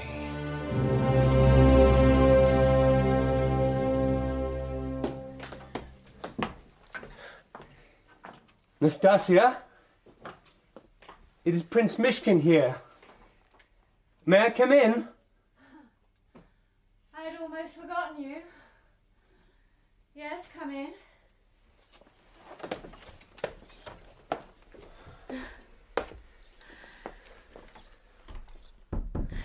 Well, I'm very pleased to have found you. Would you like to kiss me? I would like to talk with you. I can do other things than kiss, you know. Are you tongue-tied, Prince? I brought you something from Ganya Ivolgin. The money you put into his pocket that dreadful night. Ganya? I'd almost forgotten him as well. I'll put it here on this little table. Will we sit down, Nastasya, and be comfortable? You can sit down. I'm looking out of the window. What can you see? Come and look.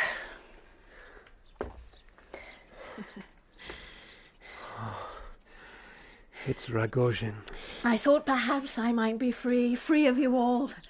But what would I do if I was not trapped and harried on all sides? I am not a hunter, Nastasya. I am your friend. You know I would never harm you. I would never hurt you. I've come here to help you find peace. If he sets foot in the garden, I will do something. Throw myself out of the window. Cut my veins open like a Roman. Do you want to wave to him? He's very jealous of you. Would you have married me? I would have married you, and I still will. If you would do me that honour. Is it because you love me? Yes, I love you. Is it because you pity me? Who could not pity you? Nastasya, listen. I've come into a little money, enough to take you abroad for a while so that you can rest and get strong. You're not well, Nastasya. That is the difference between us. You would marry me out of pity, while I would marry him out of sheer spite, out of malice, to destroy him. To destroy yourself. That is a matter of course. Oh, get out of this room, Prince. I feel a great rage coming on me, a great resentment. I know very well how to torment you. You think you're above all this filthy passion, don't you? Come here. You're right. I will go for now. I will leave you time to think, but I am your friend, Nastasya. Always. No matter what happens. No matter what happens. Oh, there's a real incentive to excel myself. Get out! Are you the best that God can send to save me?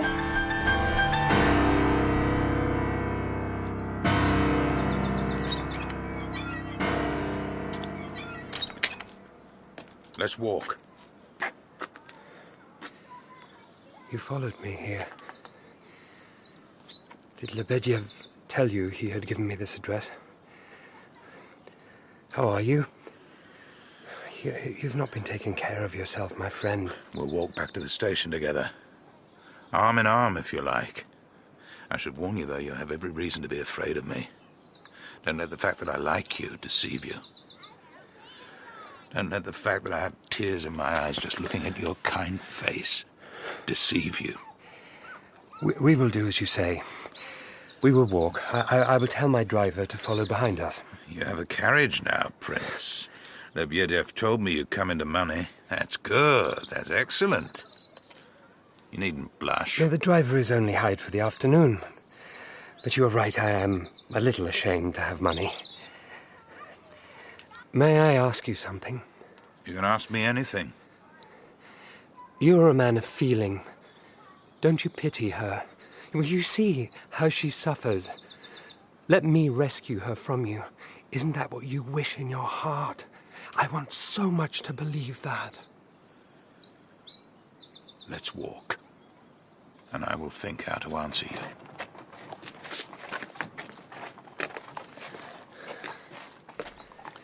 Do you wish sometimes that we could be like those children playing innocently in that garden? Playing innocently? That's what you think because you don't remember. Children are savages. We are saints in comparison. You must have been bullied when you were a child. Oh, yes. Unmercifully?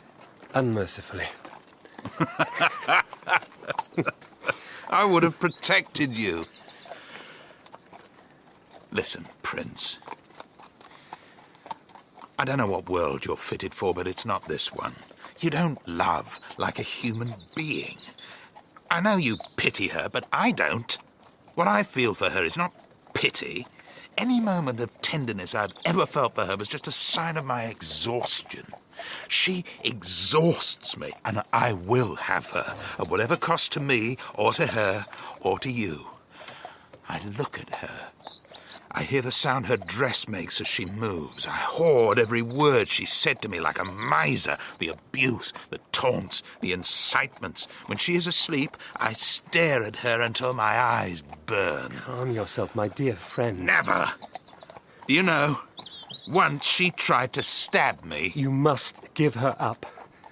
I don't say this from any selfish motive. You are bad for each other. Now listen to me, Parthian. I have no desire in the world to pain you. But you can see how ill she is. She is a broken thing that needs rest and time and peace. You really don't understand. Yes, she is pale and ill. She can be anything and I wouldn't care. She's beautiful. So what? What does anything matter? Why did she try to stab you? We argued. I'm a jealous man and she talks to people just to see the sweat start on my forehead. Oh, you look like you're going to cry. Cheer up. I don't want you to be sad. Tell me this. Do you wear a cross, Prince? Yes. So do I. One that my mother blessed. Take off your cross, and I will take off mine. And we will swap them. That is the good old Russian custom, isn't it? Then we will be as brothers. We shall be as brothers. There's the station. Leave your driver with me. I'll pay him. You get the train to Moscow. It'll be much quicker. I would rather go back in my carriage. The train is better. Why do you look so angry? What do you want me to confess? That I'm scared that unless I see you board the train, I won't believe you've actually gone. That I'm scared you'll sneak back to her and whisper more of your poisonous little pieties. Whisper them so well she'll go with you. Do you think I'm ashamed to tell you that I don't trust you? Well, I'm afraid to take the train. That is the truth. Afraid? What can someone like you be afraid of? When I came up to Moscow from Petersburg, I had this thought, this idea that someone was watching me. Someone with dark eyes was staring at me from the corner of the carriage. It made me feel ill. I knew it was all my imagination, nevertheless, even thinking of it makes me very fearful. I'm a weak man. I know how much thoughts can prey upon the mind. They prey upon mine. Thoughts. Are you ill? I don't understand what you're saying. Perhaps it's true that I cannot help you or her, but I must try, mustn't I? Mustn't I? You're always giving advice. It's time you heard some. Get back to Petersburg. Get yourself some other thing to do than bother us. Prince, all this will prove the ruin of you. I will get the driver to take you the last few 100 yards to the station. You will get on the train and go home. Agreed? Agreed. Your arm, Parthian. Driver!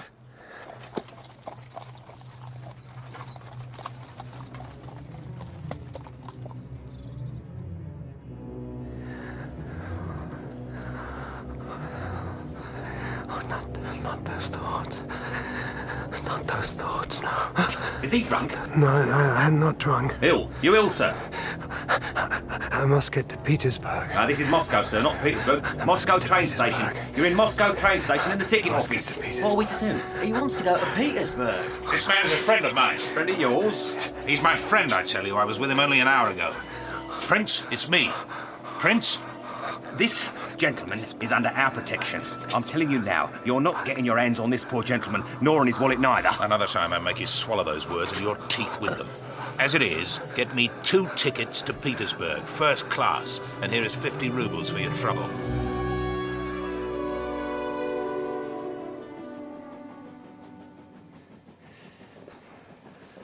Thank God you were there. Yes.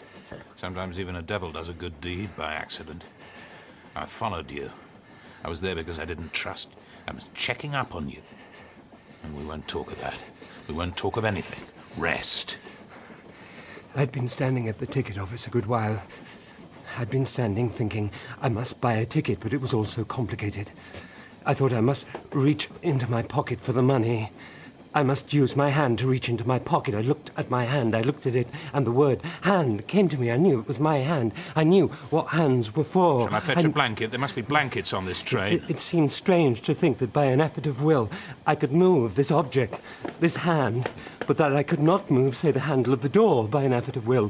One thing was animate, one thing was not. Are you listening? One thing was animate. Can I feel your forehead? Yes, but you must be careful how you touch me. I am explosive. I could fly apart into the least provocation. I will be good. You're a good boy. It isn't a fever. I feel so lost.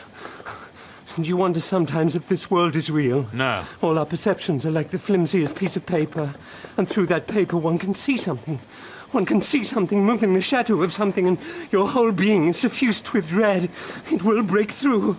This monstrous something, it will break through. And what will survive after its terrible manifestation will not be you. Are you going to have a fit? Is that it? And then, just at that moment of greatest fear, clarity comes. Total, as though one had lived all one's life at half power in eclipse, to find suddenly that all the veils are lifted, all the doubt is gone, and there, at the heart of everything, this light that is not like light. It is not like light. No, it's not. God. Keep talking, Prince. Look at me. Look at me! No. No.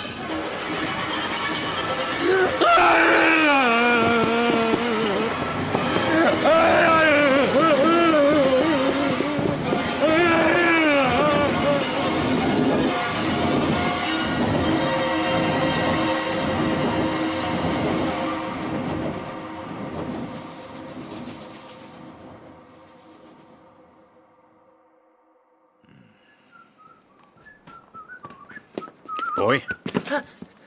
I have no money. Leave me be. Don't be afraid. Don't be afraid.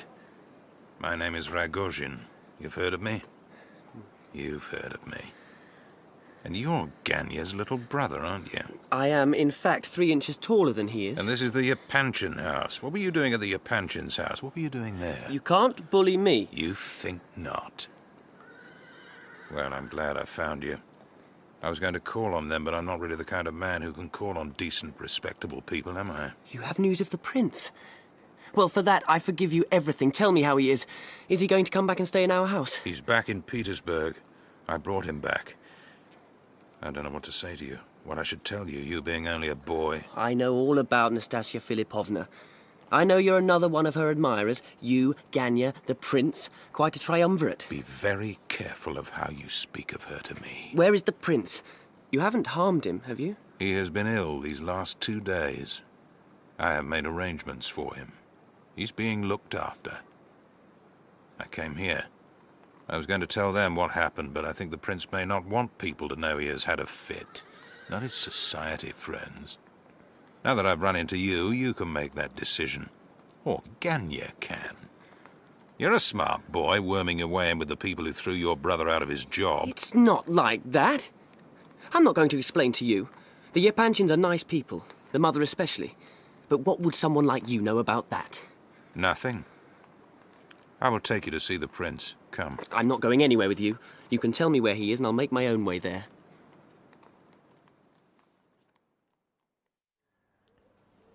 This is not where I expected to find you. Well, he's actually been very kind. Lebedev? Rogozhin must be paying him a fortune. Oh, I don't like to think of you being here.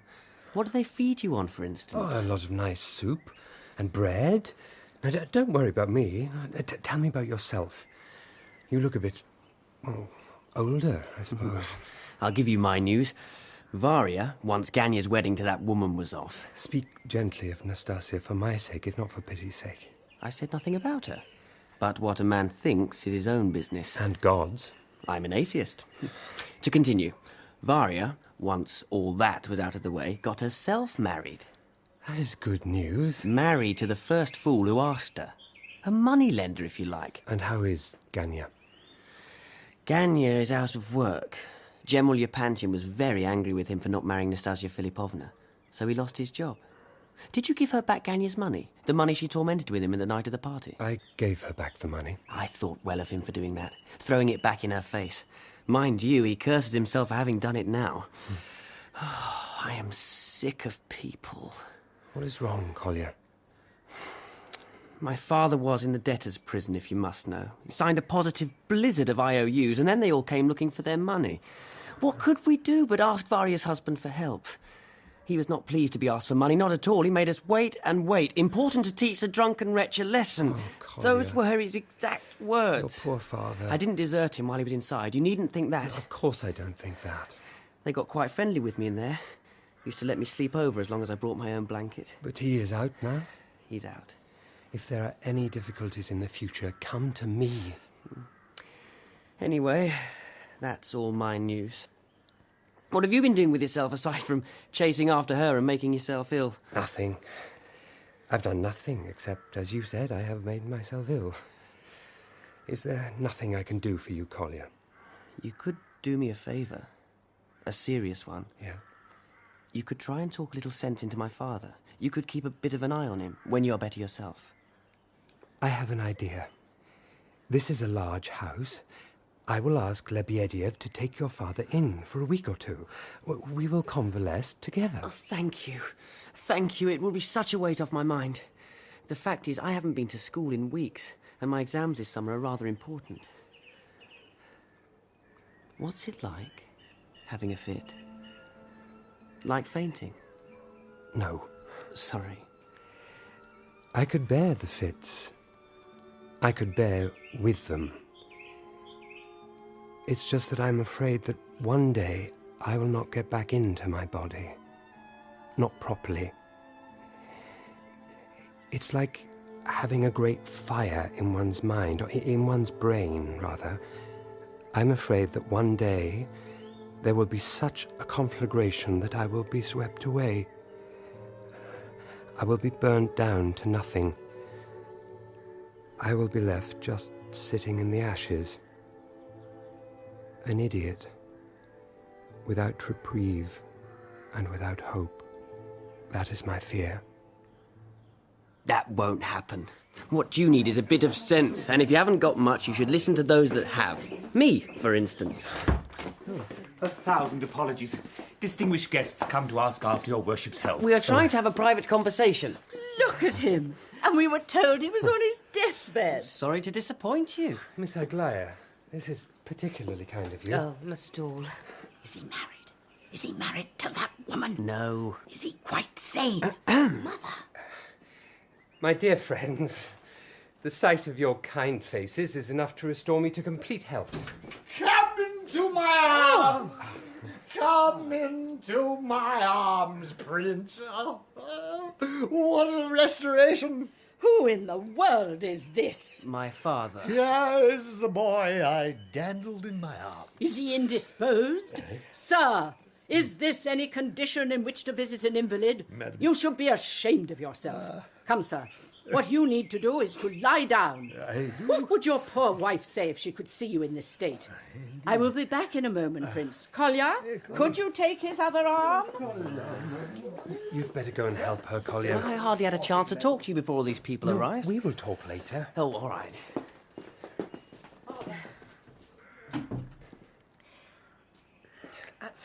I don't know what to say to you. You always have such an earnest look, and today you look sad as well. I'm sure to say something frivolous. It would be nice if you did. Tell me how your sisters are. Alexandra has formed an attachment, to use that stupid phrase, with a young man called Radomski, which is a relief to my mother with 3 great-grown girls in the house. Of course, it's all we are good for, to be married off. Oh, and the best of it all, of course, is that he is rich. Well, it's not a crime to be rich. Yes, it is. At least I would have supposed you would think so. I've hardly asked how you are. Poor Kolya asked me that before, and I'm afraid I gave him a very gloomy answer. I'm always a little dejected after a fit. Perhaps you should not have gone to Moscow. Have you ever felt that if you spoke to someone directly from your heart, that they must understand you? I spoke to them both, but what did it achieve? I may well have made matters worse. Perhaps I should go back to Switzerland. I have a friend there who runs a little village school in the mountains. He might find a little work for me. You mustn't leave us. We are your family. I'm full of weakness and self-pity. How long do you intend to stay in this place, with these people? Lebedev is not a bad man. He's not a good man either. He likes to make mischief, primarily because he likes to see what will happen. He thinks of himself as stirring a stick in an ant's nest. I've spoken to him about that. Each one of us is a person, unique and precious. Though I know that is a cliché, I'm glad it is one. Some things need to be repeated again and again in order for us to first hear, and then perhaps to believe them. You're smiling at me. I think of you as a quiet kind of man, and yet every time I see you, you begin on one of these long speeches about life and people and so on. I like it. It's because my spirits are lifting. Thanks to you. Prince, come quickly, now. What's happened? See, you have another visitor. Prince, what a popular chap you are. Aglaya, go and sit inside. No. Do you know who it is? I do. Lebedev, did you ask her here? Dear Lady, descend. Here are a host of old and new acquaintances. Good afternoon. Nastasya Philippovna, allow me to introduce Mrs. No, I won't get out, Lebedev. I'm quite comfortable as I am. You need a haircut, Prince. Mrs. Yepanchin, we've never been introduced. Nevertheless, may I take the liberty of speaking to you? I am Nastasya Philippovna. Of course, you must have heard of me. Really, Prince? Excellent. Well, I have heard that your daughter Alexandra, hopes to marry a Mr. Radomski. Oh. Is that correct? I know he gives the appearance of being a rich man, but he is, in fact, horribly in debt. Oh. As a favour, I could ask Rogozhin to buy up his IOUs, if you like. Would you like me to do that? I'm afraid I don't understand a word you're saying. I also speak French and German, if that would be a help. You're back in Petersburg. Yes, Where are you living? with Rogozhin. Yes. So I would advise against you making a social call. I heard you were ill. I came to see you, but you have so many friends. Darling people, I'm very, very busy at the moment. I can't stay, but thank you for your warm welcome. I will leave it to another occasion to express my full thanks to you all. Especially you, Lebedev. Driver? This is the final straw. You brought Nastasya here, didn't you, Lebedev? You were hoping for a scene. It's not a good idea for you to get suspicious. That's how a lot of the real loonies start. Afraid to eat their soup for fear of poison. Oh, brace up, Prince. Just a little harmless fun. And never mind Miss Aglaya. You needn't worry about the prince here. He's free of Nastasya now. She's made her choice, so you are free to make your move. I'd get going, though, miss, if you want my advice. He's a bit more elusive than he should be, the prince. How dare you talk to me like that? I am a man of courage. Prince, will you say nothing? I will say something. We are leaving immediately. Immediately. We came here in a spirit of compassion and have been grossly abused. Aglaya? I am happy to leave. In fact, if you do not call for the carriage immediately, Mother, I will simply start to walk back to Petersburg. No, Mrs. Yepanchin, please don't leave like this. I'm sincerely sorry. Did you have but to it's stand there to... with your mouth open like a total ninny? Are you so moonstruck by her? I'm very sorry. I see now. It is more than pity you feel for her. Do you deny it? No, don't deny it. I came here to see you. I defended you to everyone. Now, if I were a man, I think I would hit you. Please get out of our way, if you please. You are very quiet, Prince. Have a cigarette. It will clear your head. You feeling ill again? No. After the fit, for some time, you feel at peace. Not perhaps in a nice way, but as though one's soul and one's body was muffled.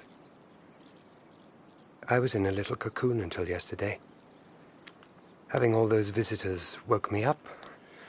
I'm halfway back to the world now. So you emerge like a butterfly, or maybe a homely moth. Well, Prince, let me warn you to beware of bright lights. They will dazzle, and then they will burn you. I'm not a butterfly. I'm nothing new. I'm the same man I was before. Sometimes I long to be transformed. Have a cigarette. I'm not Kolya. All this philosophical stuff is wasted on me. What a good boy he is. He's young, that's all. You mistake ignorance for innocence. Now you are being philosophical. For me to be straightforward is very hard. I have the soul of a corkscrew, though I do not drink like my poor old father.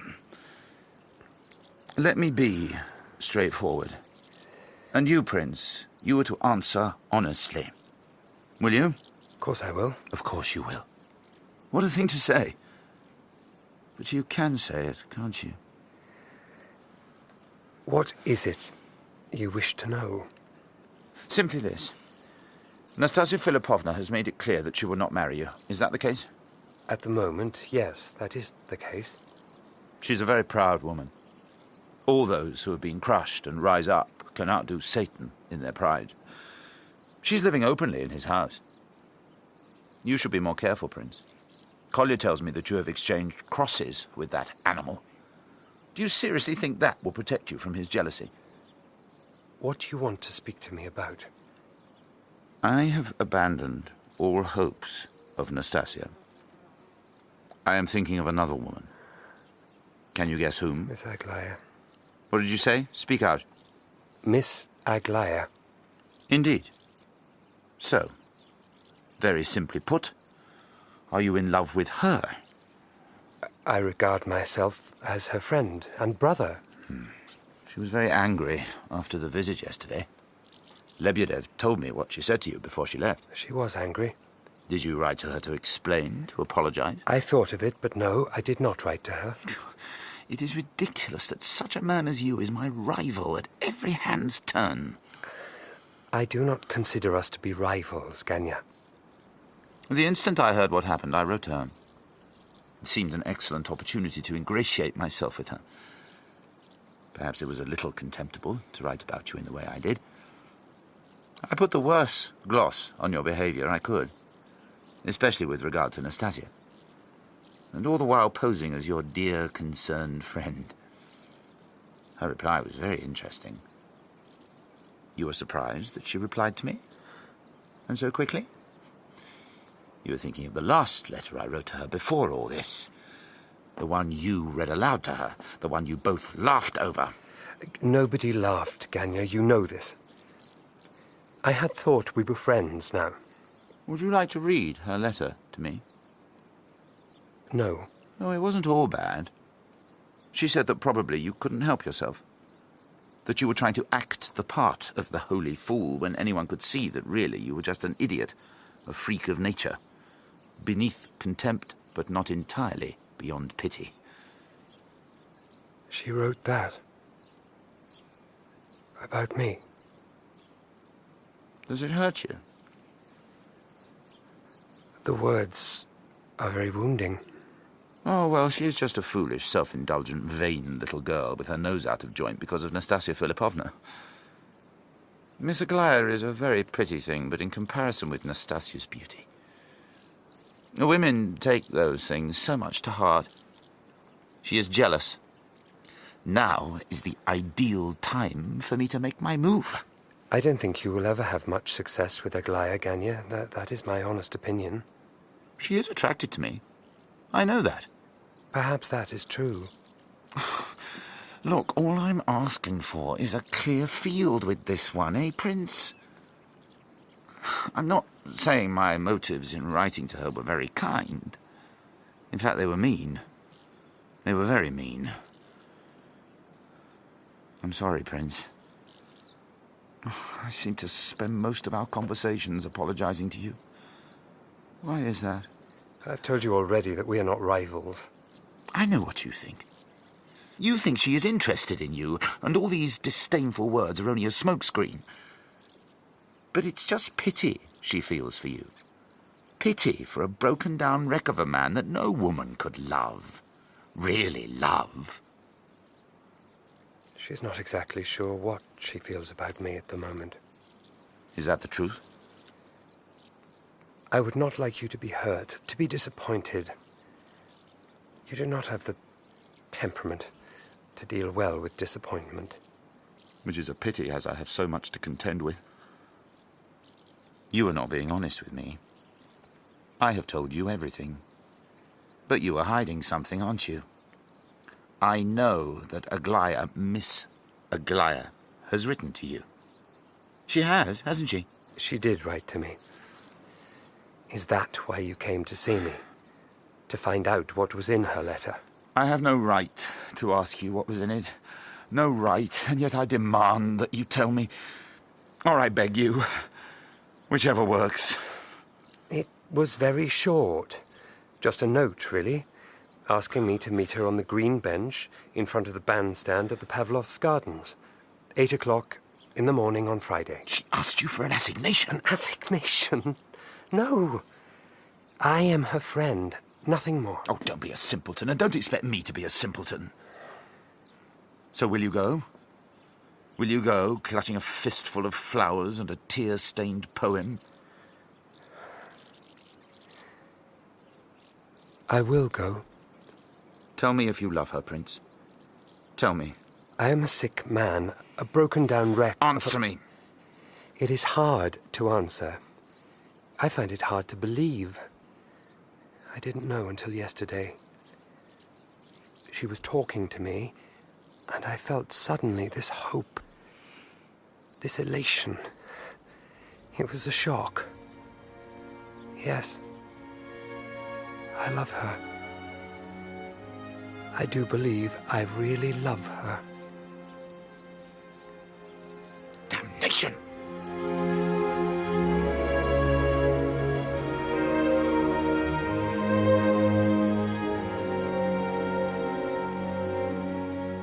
That was episode 2 of The Idiot by Dostoevsky, dramatised for radio by Melissa Murray.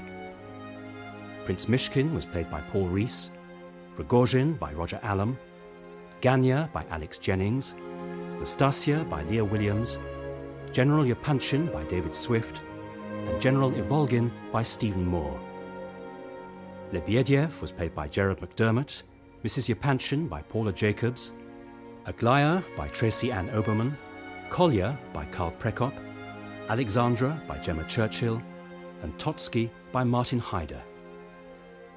The Idiot was directed by Cherry Cookson.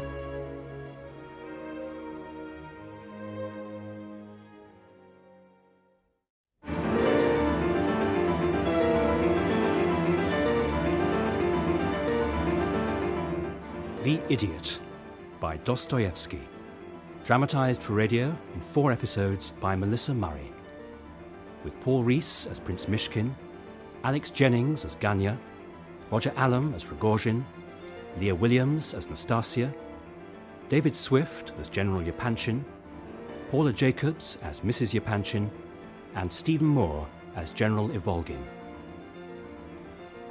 Episode 3.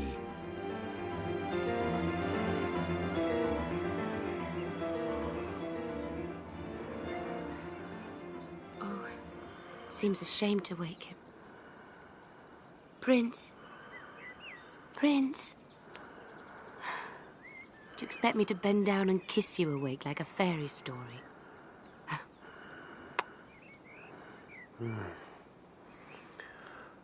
It's you. Yes, it's me. I was to meet you here, wasn't I? Then I fell asleep. How rude. That I asked you to meet me? No, not that. I'm teasing you. Oh, I had such bad dreams, such complicated, cruel dreams. Who are you dreaming of? Just now? That made you start, didn't it? I know very well who it is. What's she like, this Nastasya Filipovna? As though I want to know. Fascinating creature. How banal to be a fascinating creature. I'm not fascinating. You're supposed to contradict me. Don't be angry, Aglaya. Don't be... Look, I don't mean the word jealous, but I can't think of the right one. You think I'm jealous of her? No. Look, I'm sorry. Please, we mustn't quarrel. Why not? Actually, I am jealous of her, but not for the reasons you imagine. Well, of course not. And what reasons are those? Well, I don't know what to say. Enough! It's time we talk seriously. You may be surprised that I have chosen to confide in you. I'm honoured. I remember the first morning we met. You'd just come all the way from Switzerland that very morning. How long had you been there? 4 years. I came back full of confidence, sure that I would stay well. I've wanted to say this a long time.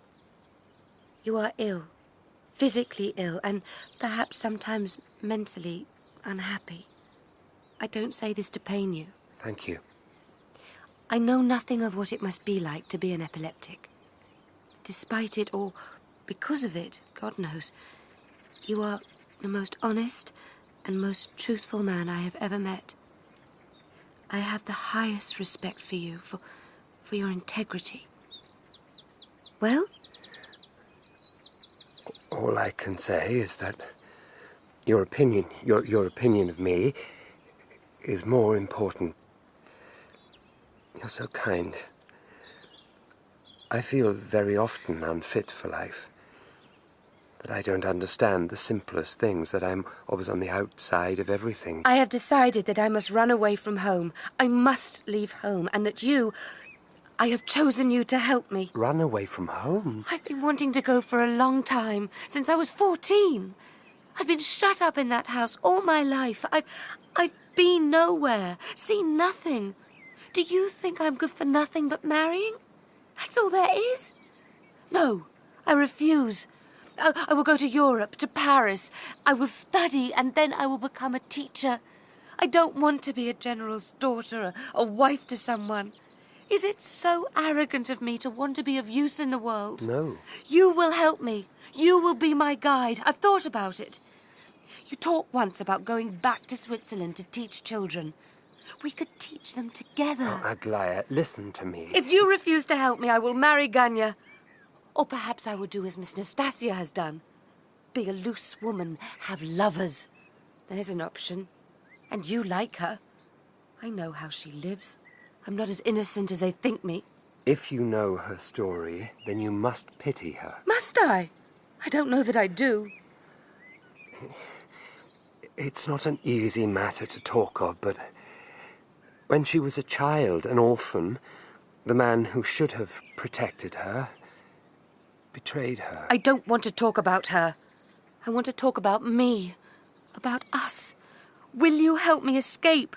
Why did you think I asked to see you? Did you think I was in love with you, and that this was to be a romantic assignation? Perhaps I was a little afraid of that. Perhaps I hoped. If you do not help me escape, do you know what I will do? I will marry Ganya. Not just because it would infuriate my entire family, but also because I find him very attractive. Physically attractive. There is something about his mouth and his hands. I love his hands. Oh, Aglaya, you will never marry Ganya. Is it true that you propose marriage to her? Yes, it is true. You must love her very much. No. What I feel for her is anguish. She's so driven. Her only pleasure is in her continual sense of shame. She revels in it. It's an act of revenge, but no one is wounded except herself and that unfortunate soul Rogozhin. He's the one she's living with, isn't it? I tried to speak with her. Oh, men love to preach at us. I couldn't find the words to say to her. Everything I did say offended her, patronized her. I failed with Nastasya. Do you know she has taken to writing letters to me? Letters to you? But yes, she writes to me.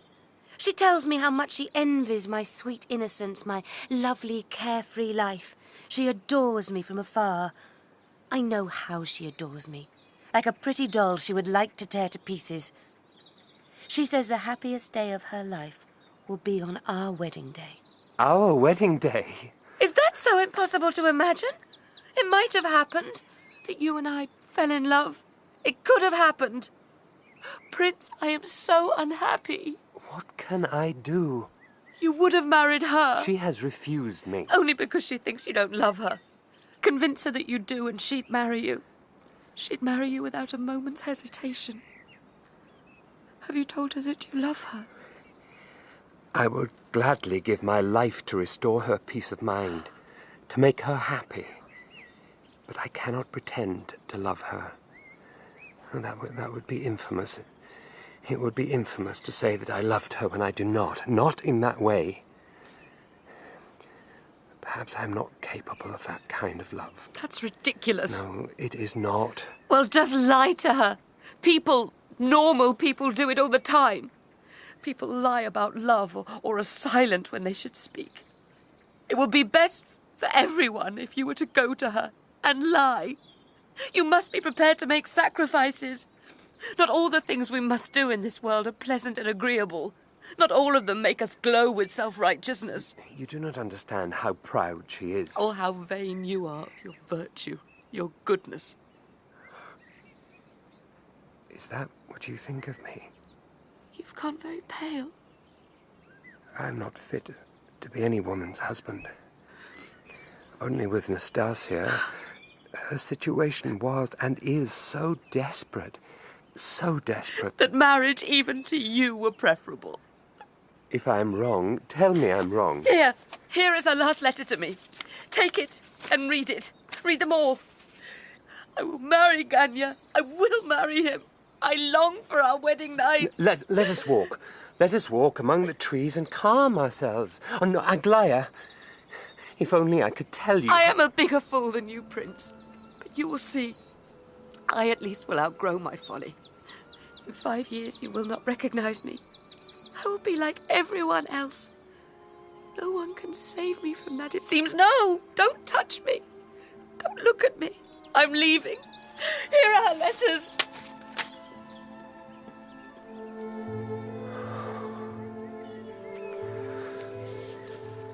Let me help you. Kolya, what are you doing here? Being a nasty mixture of a spy and a nursemaid. Her mother, Mrs. Yepanchin, who may be ridiculous but is a good woman, asked me to keep an eye on her. On Miss Aglaya. Plenty of stormy scenes at home at the moment. Threats, broken china, slammed doors, dresses being thrown out of windows. She is very unhappy. Well, that's not a unique achievement, is it? It's enough to make one a misogynist. If you're an old man and ugly and drunk, no one gives a damn.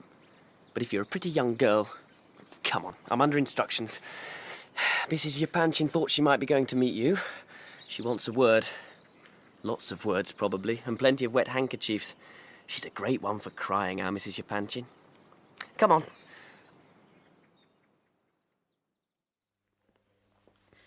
Our last meeting was not a happy one. I must thank you for coming. Are you ill, Mrs. Yepanchin? I'm quite well. Your voice... My voice. My voice is the condition of modern Russia. I am afraid to speak. I am afraid to speak in my own house. I have to hide away here in the morning room like an assassin in order to have a conversation. I am afraid, sir, of my own daughter. What did she say to you? I cannot tell you all of the things we talked of, Mrs. Yepanchin. Have you and her... Have you come to an understanding? No. In fact, we quarrelled. May I speak frankly? You are not an ordinary man, not by any means. And for that I love you, as your friend, as your relative, but as Aglaya's mother... No, you needn't say more. There's no need, I assure you. There's no need. I would not dream. How could I dream? I know what I am. You must forgive me. I will go. You are not still staying at that creature Lebedev's house, are you? I will ask my husband to find you an apartment. No. Say nothing, please. Come and see me again soon. I will. Very soon. What in the name of God are you up to? What? First you go running halfway across Russia after that Nastasya woman, and now you're after Miss Aglaya. Can you hear her playing the piano? She'll break the keys. I hate her. I am not after Miss Aglaya, and you shouldn't speak of her like that. Well, what do I care? What do I care about any of them? I tell you what will happen with her, with Miss Aglaya. She'll squirm and whine for a while, but in the end she'll do what's expected of her. She'll marry some idiot. Not like you. Someone ordinary. And that's what most of us come to. I'll get a job in the civil service and drink vodka at the weekend. What's wrong, Kolya? I just got a nasty note from Lebedev. He wants you to come immediately. It's something to do with my father. He says my father has disgraced himself and that he's run away. Are you coming?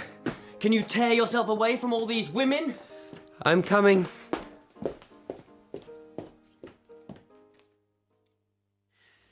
Prince, for your sake, I welcome this young man's father, this so-called General Ivolgin, into my house. What do you mean, so-called? Be quiet, Kolya. Welcomed him into my house, and for this act of charity, how am I repaid? How am I recompensed? Kolya, I think you should go. My father has disappeared.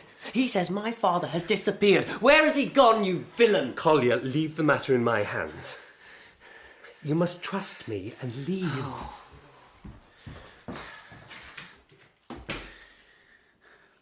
I am sorry about this business. I actually am. I like the boy. Still, the fact is, I am not a rich man. 400 roubles is a lot of money to me. 400 roubles of my money has gone missing. 3 months' wages. What do you say to that? What is your princely opinion of that? It is a lot of money. 400 roubles goes missing, and at the same moment, one drunk old soldier goes missing. Would you surmise a connection, Prince, between the two events? My job. My humble little job I resigned weeks ago, when you came to live here. Mr. Rogozhin insisted that you have someone looking out for you full-time, 24 hours a day, looking out for you and reporting back to him. I didn't know that. I was specifically told not to tell you. I don't know that I like the idea of someone reporting back on me. He has to keep tabs on you, doesn't he? Can't have you floating about like a loose cannon. And there's always the chance that Nastasya might take it into her head to marry you after all. And don't suggest that you might move somewhere else, because that would take away my only source of income. Could you do that to me? I've nothing, no one, orphaned. And now my money's gone. Have you honestly lost 400 roubles? Lost? I don't think I said lost them. I don't lose money. I lose my temper. I lose my peace of mind. I lose my self-respect. But I do not lose money. If this is a game, it is a very cruel one. I have been robbed. I went to bed last night. The money was in my overcoat pocket. And this morning I woke up and it was gone. Were you drunk when you went to bed last night? Yes, of course I was drunk. That has nothing to do with it. Well, perhaps you put it in a drawer, the money, or it fell out of your pocket. Have you looked everywhere? I have searched every nook and cranny. I have searched the maid down to her shift. Nothing.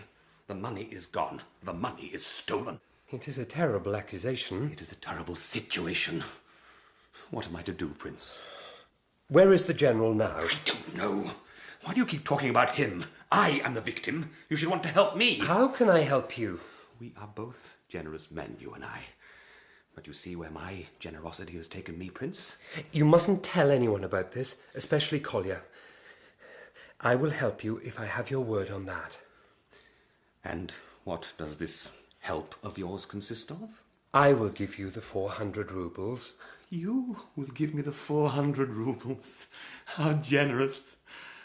Do I look like a beggar? I am asking you a sincere question, sir. Do I look like a beggar? Not in the least. Perhaps I phrased my offer a little crudely. I meant, of course, to say that I would undertake to return the 400 roubles that have gone astray. That have been stolen. We will not quarrel about that. Now, this noble, this inestimable prince will decide if I can quarrel or not. I am an independent man, sir. A proud man. Will you really give me the money? Yes. Find the old general first, and then we'll talk terms. I'll be back here by nightfall. I want to confront the old sinner.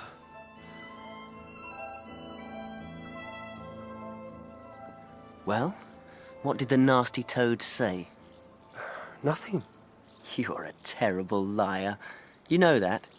Besides, you've gone as white as a sheet. I want you to find your father. Just find him. Don't ask him anything. Don't listen to anything he says. Give him some soup and put him to bed. Has he done something disgraceful? We will look into the matter tomorrow. Your father must have rest, have a night's sleep. I will meet you here tomorrow morning without fail at 8 o'clock. But, Prince... No, Kolya, please, don't ask me anything else. You're right, I'm tired. Just do as I ask. Very well, Prince. What are you going to do? I'm going to sit quietly for a minute. I didn't mean those things I said about Miss Aglaya. If you like her. Do you? Oh, yes. Listen to me. She won't take any notice of her parents. I mean, in the end, she will get what she wants. I am no prospect for her, Kolya. I tell you that without self-pity. It's true that when I look at her, all kinds of dreams and fancies come to me. But I, above all other men, value the distinction between what is real and what is delusion. You are very hard on yourself, dear Prince. Make sure you eat today. You look too thin.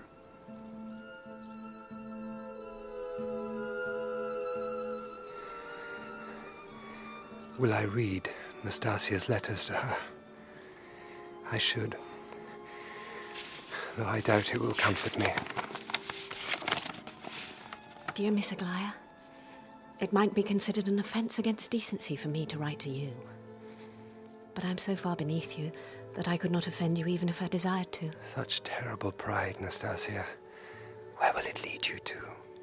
Do you want to know how I live? I walk about in diamonds and lace, surrounded by rogues and drunkards. That's as it should be. The house I live in is dark and gloomy, and there is a secret in it. Rogozhin keeps a knife wrapped round with silk thread in the drawer. Why does he do that? He likes the fact that I know it is there, though we never speak of it. He loves me so much he cannot help hating me. I knew before the prince knew that he loved you. Who could fail to love you? Perhaps his offer to marry me has annoyed you. No, you cannot be annoyed. You are an angel, an understanding angel, suffused with the most miraculous pity. Perhaps you pity me. I hope you pity me. The prince never loved me. You know this. But you two must be married. That is all I live for. On the day after you are married, I will marry Rogozhin. I swear it before the saints. I will become a respectable woman. But until that day, until your wedding day, I will remain a whore and a slut. If you marry the prince, I am saved. If you do not, I will live as I live now in sin and debauchery. You hold my life in your white, white hands, Miss Aglaya. Nastasya.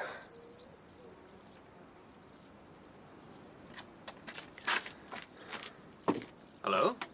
Is that you? What are you doing here? I thought you were out looking for the general. I thought you had promised to help me. Have you been sitting here all day? Do you know what time it is? Do I know what time it is? No, but I can see that it's evening. Have you found the general? Have you found my money? No. Have you just sat here all day? All day, but now I must go. To find him? No, to find her. I have to speak to her. I have to tell her what's in my heart. Who, Miss Aglaya? If Kolya returns, take a message. I must speak with the General before you do. Must you? Obey me in this! Tell me what you are planning to say to Miss Aglaya. Tell me. No!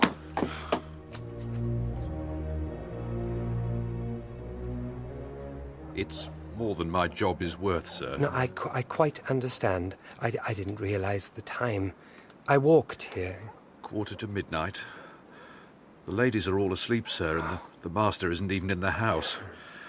I might venture to wake him, sir, if it was an emergency, but he isn't here. You see my predicament. Well, I will call again in the morning. You needn't mention my visit to Miss Aglaya, or indeed to anyone.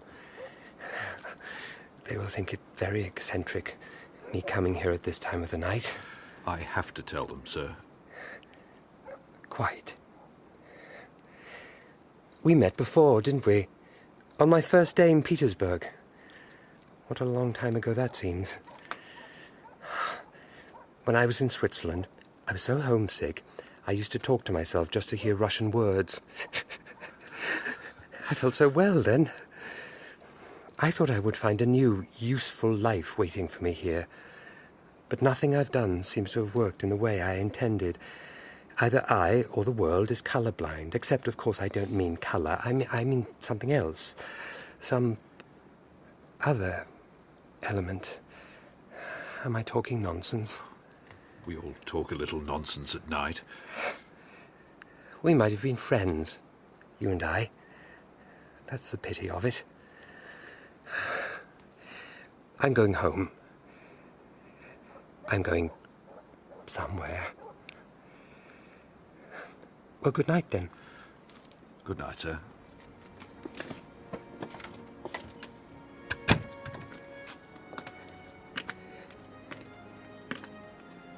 I behave exactly like a clown. I wish I was on a mountain and could breathe air. It's me. It's me. I'm not an apparition. And if I was dead, I'd hope you would greet my poor ghost kindly. Nastasya, what are you doing here at this time of night? I am a witness to your impending bliss. Let me kiss your hands. What are you doing? No, get up. For God's sake, get up. Are you worried about my dignity? I have none. If you're worried about my dress, well, I do not pay for my own clothes, dear Prince. You know that. But tell me this. Tell me this one thing. You have been with her, the beautiful Miss Aglaya, in the bosom of her family, all this evening. Did you talk? Did she play music for you? Did you speak tenderly to her? All of those things? All of them? Are you happy?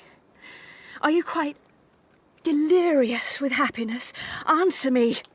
Grant me one word from those tender lips. You have a mouth like a woman's. Nastasya, please, get up.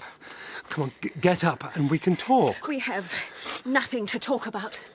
Goodbye. Oh, wait, Nastasya, please. Easy does it. Easy does it. Rogozhin. Let her be. She's all right. There's a carriage waiting for her round the corner. And don't worry about the future, any embarrassing incidents. I told her today, no more letters to your lady friend. I put it to her bluntly.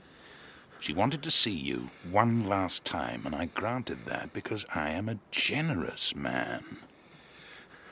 What did you think of them, by the way, her letters? She writes well, doesn't she? I laugh when I read that bit about me and the knife. Which is true, by the way, in case you think she's mad. She's not mad. No more than I am. You read those letters? You haven't a clue about anything. Well, I'm off home to my bed. To her bed. My little bird fluttered back to me in the end. You didn't answer her question. Which question? Are you happy or not? No. No, I'm not. I didn't think you would be.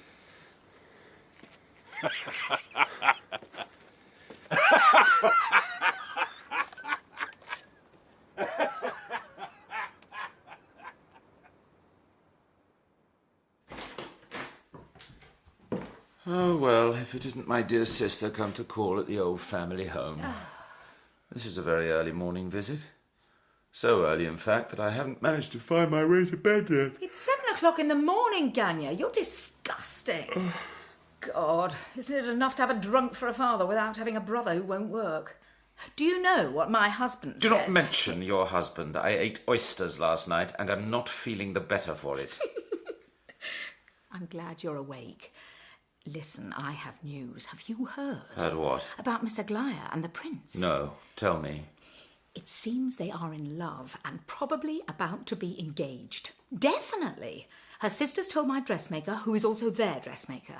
I thought you would want to know. So... well, that's that. That's the end of it. I'm glad to see you so philosophical. I have been doing my best to get friendly with the Yepanchin girls for your sake. I think Aglaya the worst of them, frankly. Wayward and vain. I never thought she would make you happy. Neither did I. But I did want to marry her. And not altogether for the money. It is all of a piece with the rest of my life. I was born with an ambitious soul. I'm a clever man, of course, but I would prefer to be a genius. I am infected with the desire to be bold and original. They're engaged.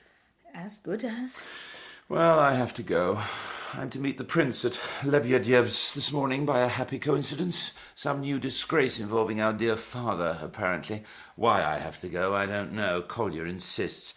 I will be able to see the blushing bridegroom for myself. The man is a joke, and she is a bitch. Poor Ganya. I do feel sorry for you. You have had very bad luck. To lose both of them. Nastasya to Rogozhin and now Aglaya to the prince. One a semi-criminal and the other a semi-invalid. That's salt in the wound. Do you gloat, or do you sympathise? Both. Both. I better go and see what this nonsense with father is all about.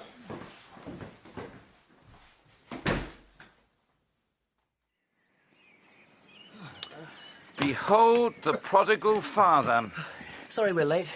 Never again will I, sir, step foot within this house. Isn't the prince here yet? Evidently not.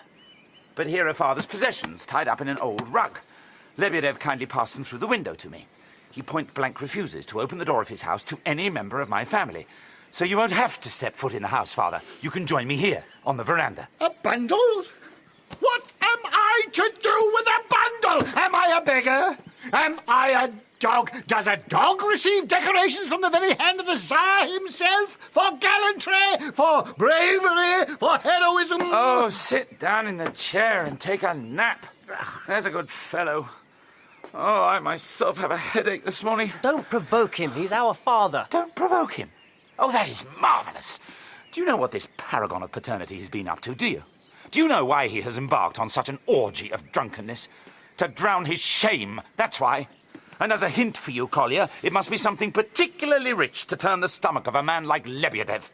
Very stimulating to receive a moral lecture from a man like that, I can assure you. Atheist! Who is an atheist? Lebedev? Me? You? Don't answer. For the love of heaven, don't answer. Let us just sit here like three foolish virgins and wait for the prince to come. Why exactly are we waiting for him to come, by the way? Are we incapable of dealing with our own affairs? Must that imbecile slip his nice white nose into everything? It's not like him to be late. Or do you think he could have been taken ill again? Come out, you degenerates! Come out and make your accusations! We're all here! I curse this house and all its occupants! I will stand in the roadway and shake its dust from my sandals! In the first place, you're wearing boots, not sandals, and in the second, you're going nowhere. And who, sir, will prevent me? A man who withstood 3 Cossack charges with nothing but a broken blade in his hand. The odd thing is, as far as I've heard, he actually was quite a decent soldier. Brave, but not that bright. I must be an aberration. Every family has one. You are not an aberration. You're just a horrible person. But I am neither a liar nor a thief. Why did you say that? Who is a thief or a liar? Let me give you a bit of advice. People are disappointing. They truly are. You hero worship this prince, but I know he is destined to let you down. You think the most ridiculous things about him. And when you realise the truth, it will break your faith in everything. Shut up! You really like him, don't you? As a matter of curiosity, why? He is like a blank bit of paper. No, he's more like a mirror. We look at him and hope to see in his bright, shining surface a nice reflection of ourselves. Good morning, General. Where are my 400 roubles? And do you have an answer to that question, Father? Where are Lebedev's 400 roubles? What are you talking about? What is he talking about, Father? Those are not tears of remorse. They are tears of self-pity. I recognise each salty drop. He does not regret the theft itself so much as the getting caught. Isn't that the truth? I used to be like this boy here, sitting open-mouthed as you told your stories. To be fair to me, I was younger. A lot younger than he is now. Do you remember the time you told me that when you were a boy you had been Napoleon's page? Do you? I went to school the next day and told everyone. Oh, the humiliation, the derision, the fists and the feet. I have a scar on the side of my head, to this day. To steal 400 roubles from that pig of a man. Do you hear me, Lebedev? You are a pig of a man. You probably tempted him with the money. You let him see how easy to steal it would be. Did you lie there with your eyes half shut, pretending to be drunk and watch him? Did you? Have you gone mad, Ganya? Father would never steal. Kolya, my dear son, my precious boy. He used to call me that. You must leave. You must go. Go to your mother. Go to her. I command you. Here is a scene of ignominy and disgrace where vile men will make their vile accusations about a poor, broken-down old man. The accusation is vile, certainly, but is it accurate? He would never steal. Of course, sometimes he is forgetful. Perhaps he picked up the money and forgot to return it. Or maybe it was a joke, a practical joke. What have I done to you, Ganya, that you hate me so? Have you any of the money left, or did it all go on drink and gambling debts and... Well, let's spare the boy's blushes. Ganya, you are my son, my own flesh and blood. Judas Iscariot would have had more pity. He mentioned the police. Lebedev did.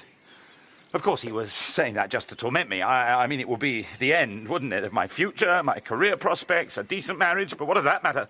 What does that matter to you? I swear to you solemnly before God. Give me what money you have left. Or would you prefer it if I just went through your pockets myself? If you touch him, I will kill you. He is a good man. Who knows what he has suffered? More to the point, who cares? The money!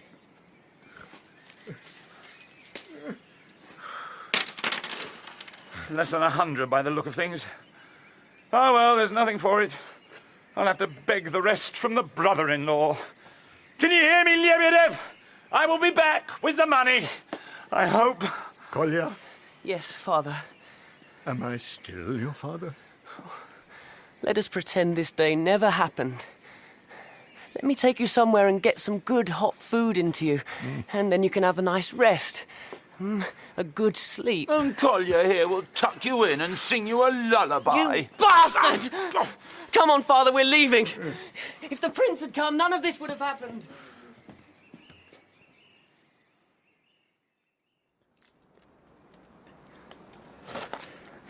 Excuse me, sir.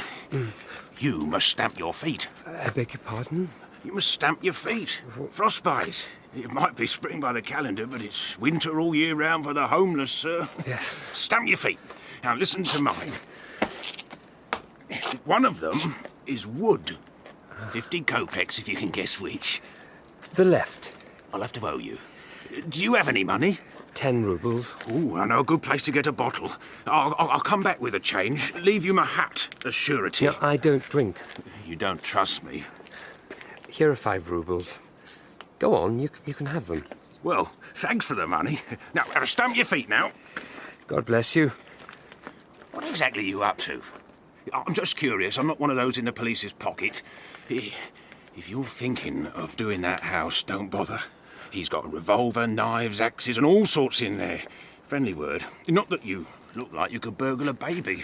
Thank you. You a foreigner? No.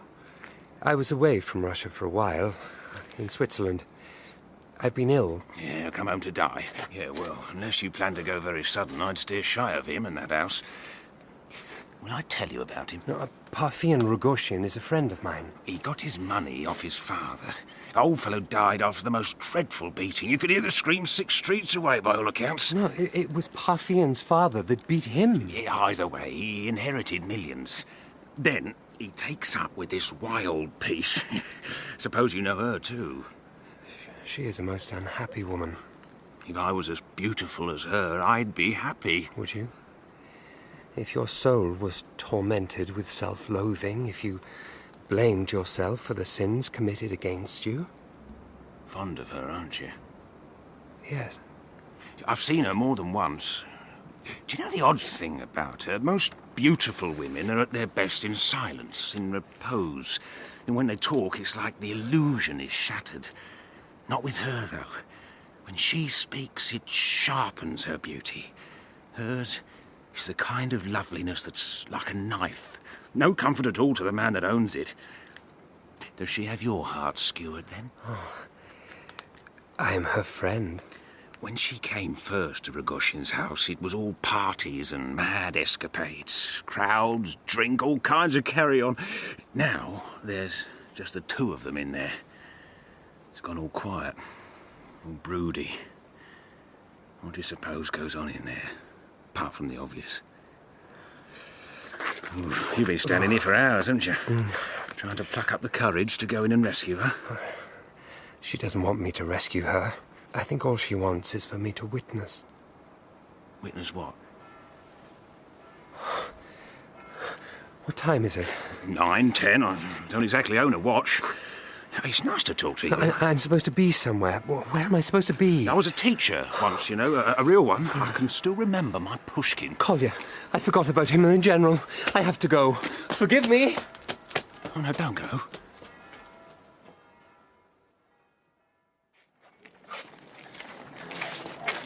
We'll be home soon.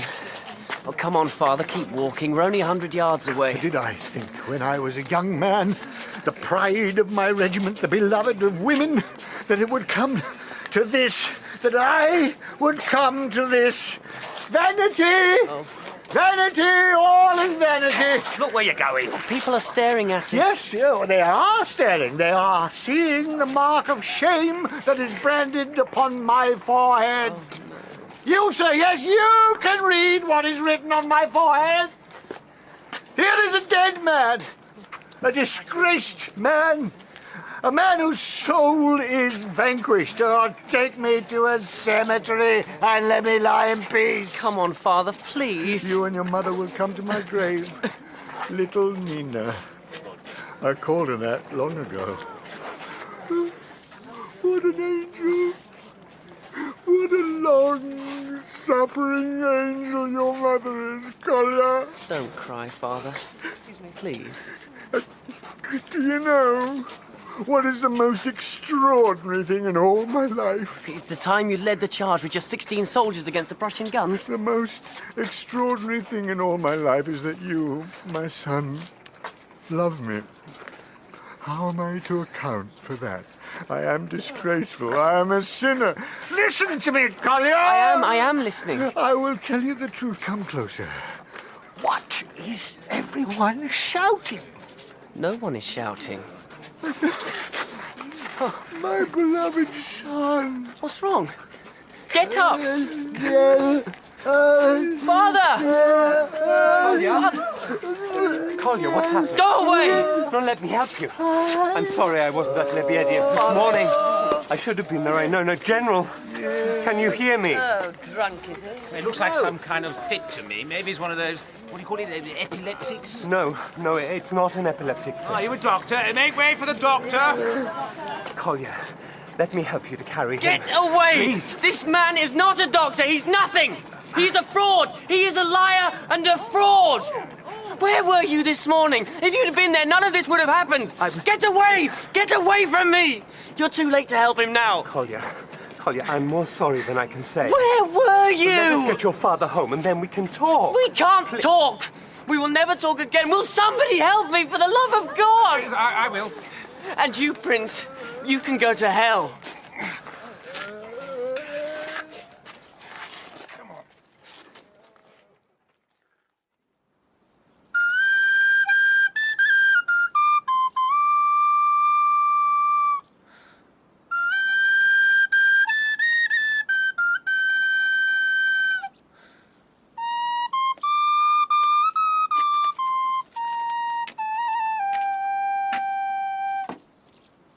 Good afternoon, Prince. You find me all alone and sadly sober. Why don't you sit down? You look very tired, my friend. Have you been overdoing it? Listen.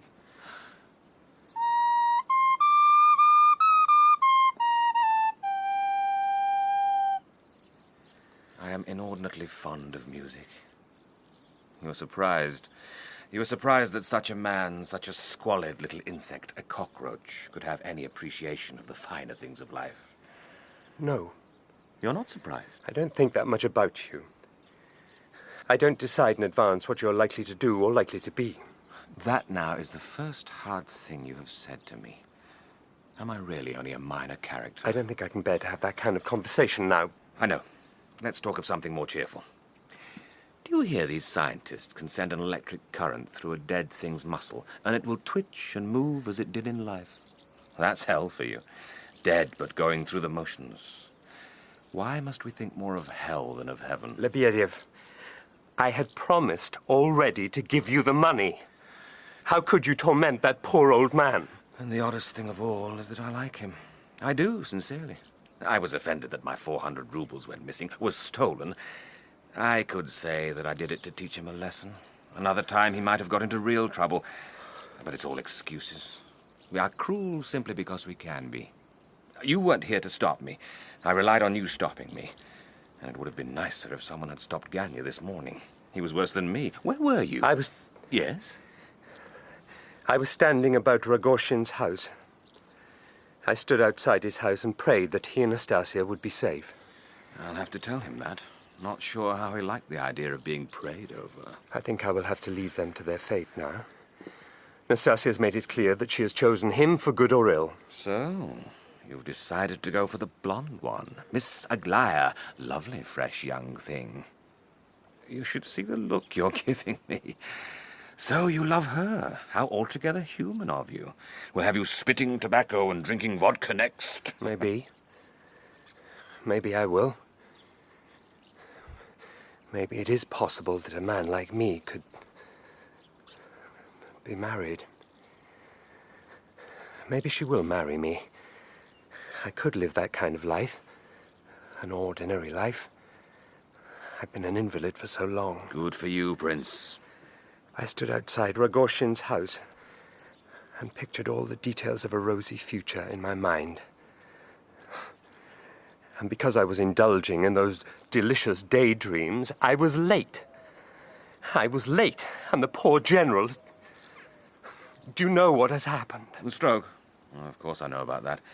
Don't blame yourself, Prince. Blame me or blame Ganya. Kolya is angry with me. He's disappointed in me. And yet I feel I could help him. I want to say to him, do not forget who you are. You're a child, a child. And though it seems as though you're growing up, you're really only growing away, away from the roots of your being. But hold fast to what you are. To be an adult is not so very wonderful. Did you say an adult or an idiot? I will go and find him. I will apologize to him and to his father. I will seize my life. Nastasya will marry Rogozhin. She will. And it may be that she will find peace with him. Do you not think that is possible? No. It may be possible. We must surround them with love and hope. Are you crying, Prince?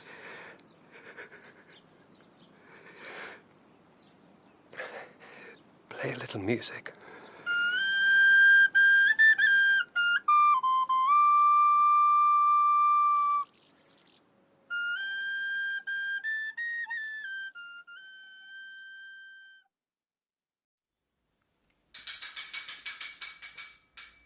Aren't you going to answer it? No.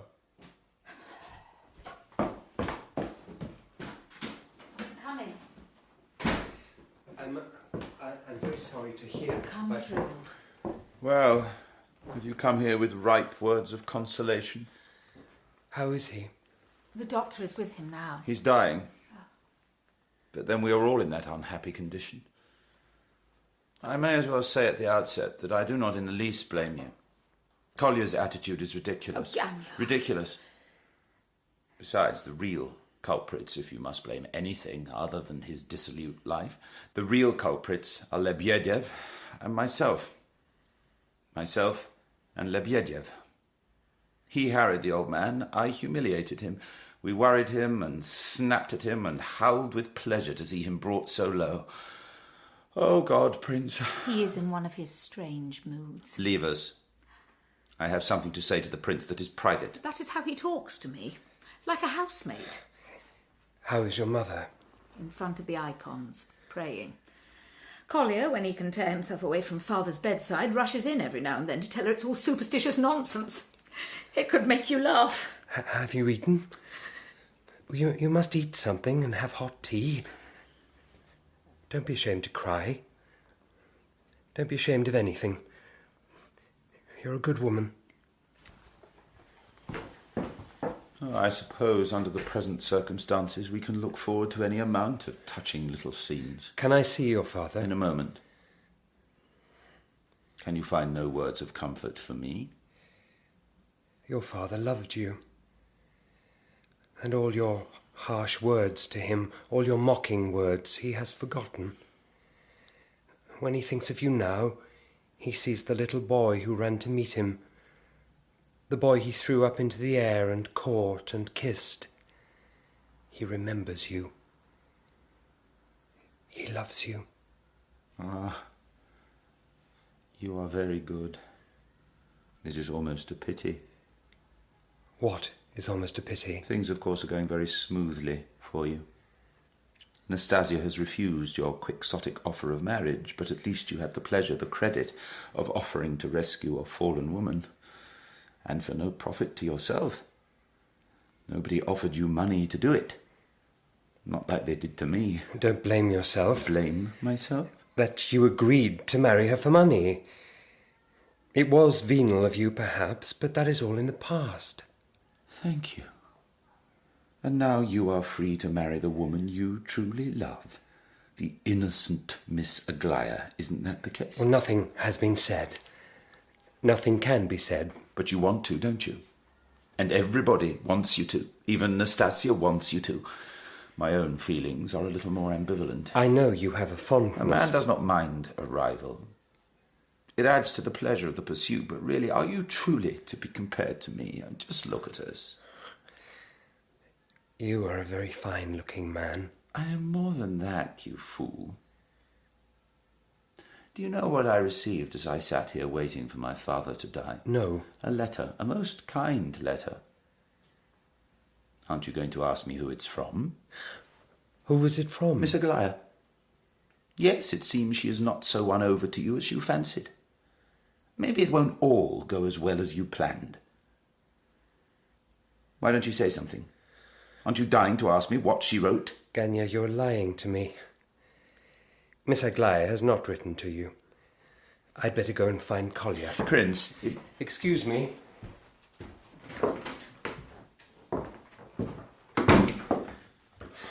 I don't know if I will ever forgive Ganya for how he was with Father this morning at Lebedev's. But as far as you're concerned, I have decided in the end to forgive you. Besides, I want you to talk to him. To talk to my father. The others don't like to sit with him much. Hold his hand. I think he can feel it. Are you all right? Thank you for forgiving me. Well, I haven't got many friends. I have to be practical.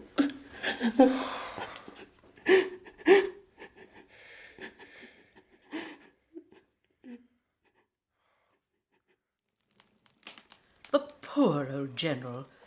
Don't you just feel so sorry for him, Aglaya? Yes. And there is no hope, Prince? Oh, what his wife has had to put up with. Wives are the unsung martyrs of this world. I have no intention of being one, thank you. If anyone is going to burn at the stake, it won't be me. But you still haven't explained what you were doing coming to the house last night at nearly midnight. I mistook the time. When it's pitch black, you can usually assume it's night. Aglaya. Yes, Mother? She's in a very nervous, irritable humour today. Did you read the letters? Whose letters? Her letters to me, the ones I gave you. Yes, I read them. I hope you told her not to write to me anymore. No, I didn't tell her that. But you've seen her. You saw her yesterday. Are you talking of that unfortunate woman? Nastasya Filipovna? Yes, but we won't mention her again. Well, that's 2 topics of conversation out of the way. Sickness and love. What can we turn to next for entertainment? Oh. I saw her by accident. I saw her last night as I was leaving here. She thought I'd been with you here in the evening, and she was waiting for me. No, you are being horribly incoherent, you know. I hope you won't be like that tomorrow night. We are having a gathering, to which, of course, you are cordially, etc., etc. Might I ask you one thing? Certainly.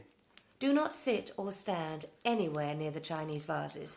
They are very valuable, and I'm afraid you might knock them over. I will stay clear of them. And, insofar as is possible, talk sense. Nobody wants to hear your views on public executions or on the meaning of beauty or economics or whatever it is that pops into your head. Try and talk like an ordinary person. An ordinary person? Is this a way to speak to the prince? Our guests are superior people, sophisticated people, the leaders of society. At least that's what they think they are. Many of them are come with the express intention of meeting you, of forming a judgment of you. They are all in one way or another associated with my family. Do you understand the significance of the event? I think so. I just want you to do one thing. Don't embarrass me. I will sit still and say nothing. No, if you sit and say nothing, they will think you a nincompoop. What a lovely expressive word. Nincompoop. No, you must smile and circulate and say intelligible things. Not intelligent things, intelligible things. If I circulate, I'm sure to walk straight into one of those Chinese vases. Don't tease me. Would you be angry if I didn't come? Oh, you would love me to tell you that. You would love me to reveal my hand, wouldn't you? Or my heart. A sentimental fool like you would love me to reveal my heart. I would. But how am I to do that when all that woman has to do is click her fingers and you will run off? Not even because you love her. You would marry a scullery maid if she was pregnant and needed a father for her child. This is a most indelicate and inappropriate conversation. Prince, you have been invited as my relation to this house. I will be blunt. You're an excellent man in many ways. I hold you in great esteem. But neither I nor my husband wish for any closer tie with you. You are ill. You are odd. I know. It is one thing me insulting him, but I will not allow anyone else to. That is enough, Mamma. You should go now, Prince. Be here tomorrow at 7. Ladies? I will walk you to the door. I will, Mamma, so you needn't wink at me. Will you forgive me? For what? For speaking to you so insolently. I am jealous of her, I won't deny it. And I'm nervous about tomorrow. I want everyone to see in you what I see in you. It's a test. If it goes well, then my parents can't say that you... They can't object to you. I'm absolutely without shame, aren't I? You're kinder to me than I deserve. Go. I will see you tomorrow. Until then. If you were to lean down, I could kiss you.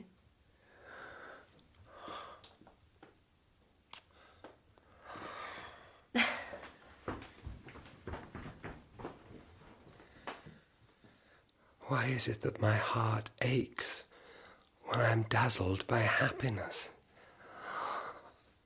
She kissed me. For all her sharp little words, she trusts me and has such hopes for us. Aglaya. Aglaya.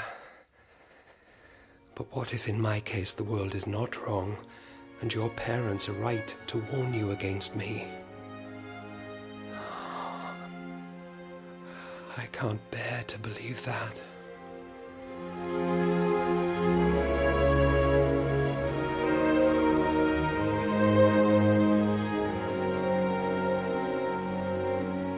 That was episode 3 of The Idiot by Dostoevsky, dramatised for radio by Melissa Murray. Prince Mishkin was played by Paul Rhys, Rogozhin by Roger Allam, Ganya by Alex Jennings, Nastasya by Lia Williams, and General Ivolgin by Stephen Moore. Lebedev was played by Gerard McDermott, Mrs. Yepanchin by Paula Jacobs, Aglaya by Tracy-Ann Oberman, Kolya by Karl Prekopp, Varya by Jemma Churchill, and The Man by Jonathan Keeble. The Idiot was directed by Cherry Cookson.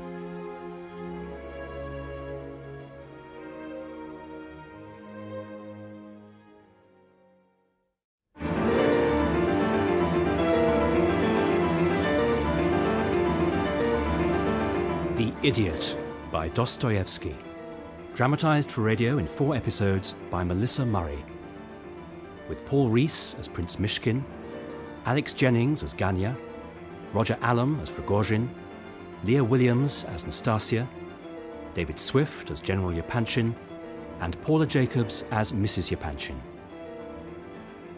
Episode 4. No. Put them over there. And then please move that lamp over there. Yes? Oh, that's better. There's a gentleman here who wants to see you, Miss Aglaya. A gentleman? Well, Mr. Ganya Ivolgin, to be precise. Oh. Will I show him in, or will I show him the door, miss? Oh, I'm very busy. I have 1,001 things to do before the party tonight. He tried giving me 5 roubles and he's wearing cologne. I wouldn't bother with him. No, you'd better send him to me here. Oh, what are those? Peacock feathers and ferns. And what am I supposed to do with those? My God, think of all those poor bald birds shivering to death to give us a moment's pleasure. My dear Miss Aglaya, what a pleasure it is to see you, and to see you looking so entirely beautiful and radiant. Yes, could you give that man a hand with the table? Anything to oblige. No, it was better where it was.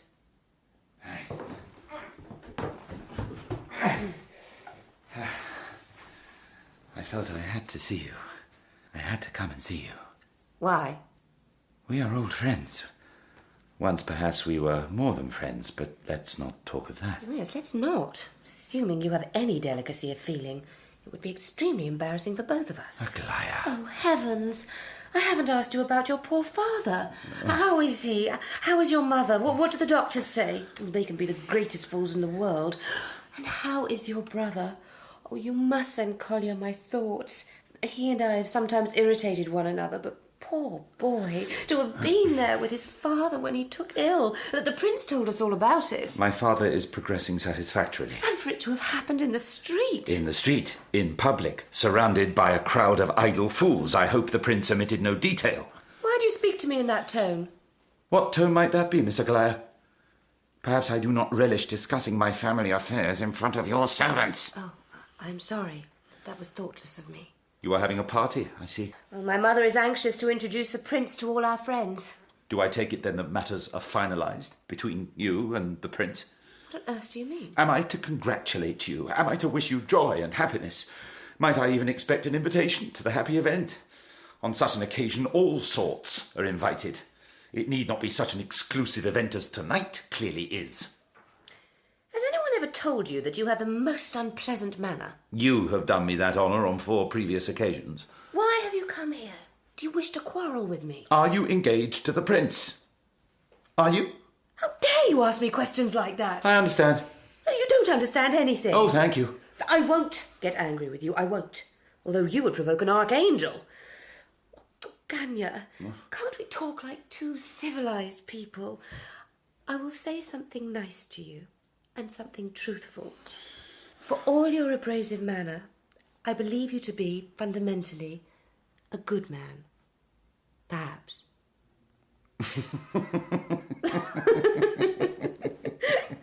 You look so much nicer when you laugh, you know. Do I? Will you sit down and talk with me? What would you like to talk to me about? Let me guess. The prince. You are his friend, aren't you? His intimate friend. Am I? Well, at least you do spend quite a lot of time with him, don't you? I know he's there for hours in your house. your apartment with your father. Oh, I do hope your father gets better. We all do. Ganya, do you think the prince really is ill? That he is, because of the epilepsy, to use that horrible word, an idiot? I think that I am. His manner is very strange, but not foolish exactly. Perhaps it is all affectation. Well, I don't believe that. He had that appalling fit. I know you were going to say that was weeks and weeks ago and that he is perfectly all right now. Is that what you would like me to say? I'm certain that he does not love her. The beautiful Nastasya Philippovna? Though the whole world knows he offered to marry her. In fact, as far as I know, the offer is still open. He did that from pity. She is a poor, wretched creature. He does not love her. I'm certain of that. You are sure he is well, you are sure he doesn't love anyone else. Your natural modesty prevents you from adding that you are sure that he loves you, even if he hasn't as yet asked you to marry him. What do your parents think of the match, by the way? Not entirely enthusiastic? Never mind. You will do as you wish. In fact, that's half the fun, isn't it? Running headlong into disaster. Ganya, please, help me. I need to know. Is he all right? Do you think he's all right? I'm afraid of this illness of his. Have pity on me. I regret to say I am not a medical man, and can give you no opinion of the matter. Good day.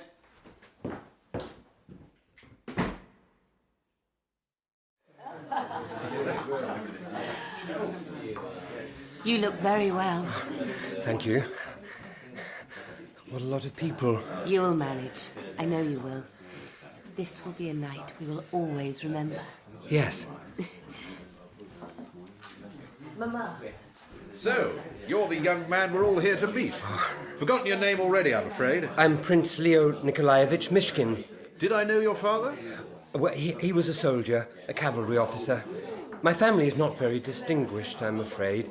Just small landowners. Landowners? Of course, it was a well-meant gesture, no doubt, to free the serfs, to use the cant phrase.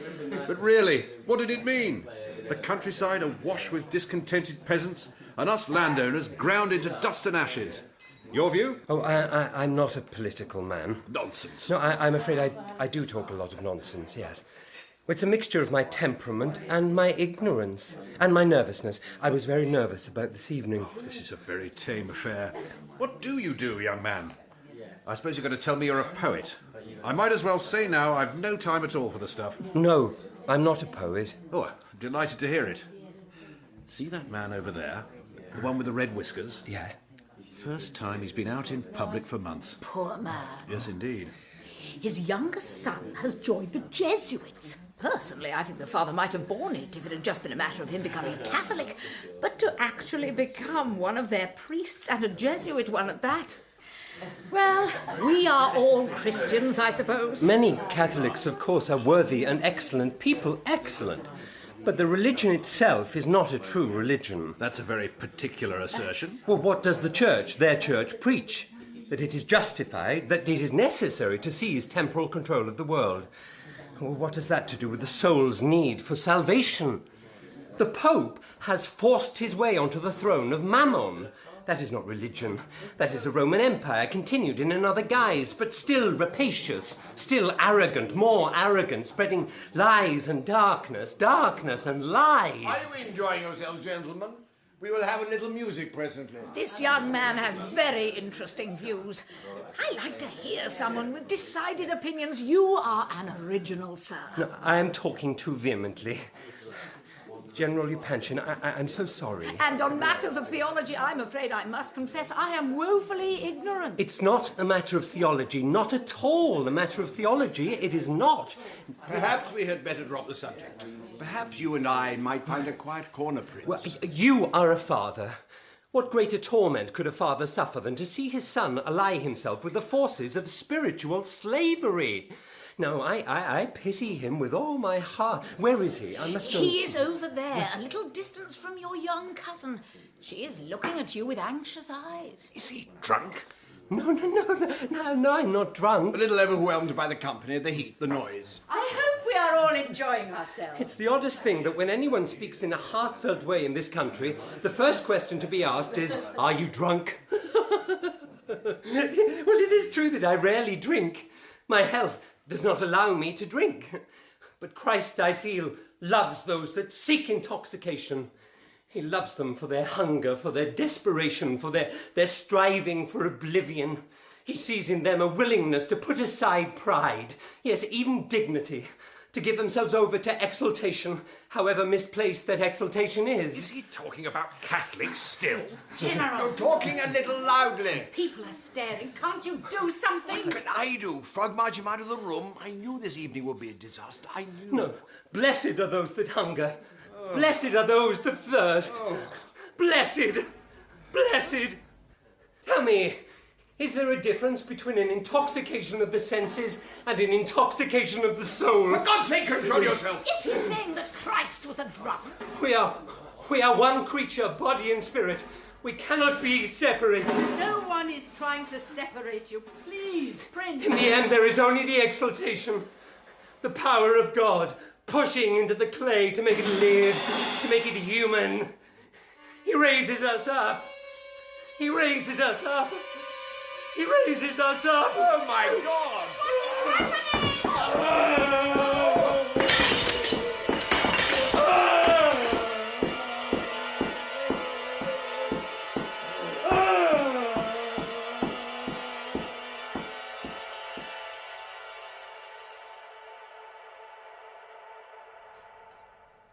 Do you know how long the prince has been stirring a spoon round that cup? 23 minutes. I know, because he gave me his watch, and it's a Swiss one. Go in and see him. Kolya, won't you speak to me? No. I know you blame me for your father's illness, and perhaps I am a little to blame. The whole incident with the money, the 400 roubles. He did steal them from me, but never mind. I should have borne the loss without a word. I should not have confronted him. You think that brought on the stroke? Oh. Do other people think that? Do they? Prince. Can one really be unhappy? What do my grief and unhappiness matter? Even the most wretched man can find joy in this world. On the way to his execution, a man might pass a tree and see sharply, clearly, for the first time, that natural life is perfect because of its very imperfections. In the first place, it wasn't that bad a fit. And in the second place, I thought those Chinese vases very ugly. You only broke one of them, and there's no need to make a fuss. You look well, so don't mope. How's your father? Ganya sat with him last night. This morning when I came in, they were both asleep. Ganya's hand resting on my father's arm. I forgave him everything. Once a week or so I have to forgive him everything. It used to confuse me when a good man behaved badly. But it's even worse when a bad man behaves well. I have a message for you. It's from Miss Aglaya. Yes? I don't want to upset you. For some reason you look very young today. Younger than me. I have lines on my forehead. Look at them. How old are you again? 27. Can I have the note? She didn't have time to write anything. I called to the house and she took me off into a corner. How is she? I don't know. Fine, I suppose. She said to say to you that you must stay in today. You must stay in, and on no account must you leave this house. She was very definite. And did she say why? No, I didn't ask her. I could tell she meant it, though. She said it more than once. You are to stay at home all day until at least 9 o'clock this evening. It might have been 7, but stick with 9 to be on the safe side. She's angry with me. She is ashamed of me. I made myself look a fool in front of all those people, and of course that reflects on her. I wouldn't worry about what she thinks. I promised on my honour to give the message. I've done that, and now I'll give you my opinion of the message. Is it a harsh opinion? One of her sisters was teasing her about you. She, Miss Aglaya, flushed. In fact, she turned bright red and said, "I have never given him any promise. I do not regard him as my fiancé. The very idea is as ridiculous as he is. I have to say, Mrs. Yepanchin turned on her in a moment. Not that she's the least bit keen on you marrying her daughter, but she does like you. She does. And respects you. The fits are nothing. You think too much of them. I never asked her to marry me. Well, there you are. Look, maybe she was just worried about you, and that's why she wants you to stay at home. Do you believe that? No. But perhaps they have important visitors and she wants to keep me out of the way. I was thinking of calling on her today. It seems to me that neither of us is very happy. And I say to that, so what? Prince, I am your friend. I can't stay. For one thing, it offends me to be under that man's roof. And secondly, I must go home and try and see if my father will eat anything. Half his mouth isn't working. He looks comical. You're very kind to come here and talk to me.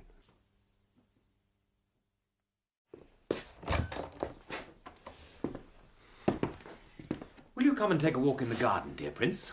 No, thank you. Come and sit on the veranda. I'm staying here, thank you.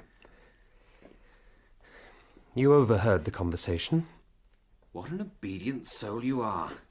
You interpret her wishes, her commands, to mean you may not step even onto the veranda. If she sent you a hair shirt, would you wear it?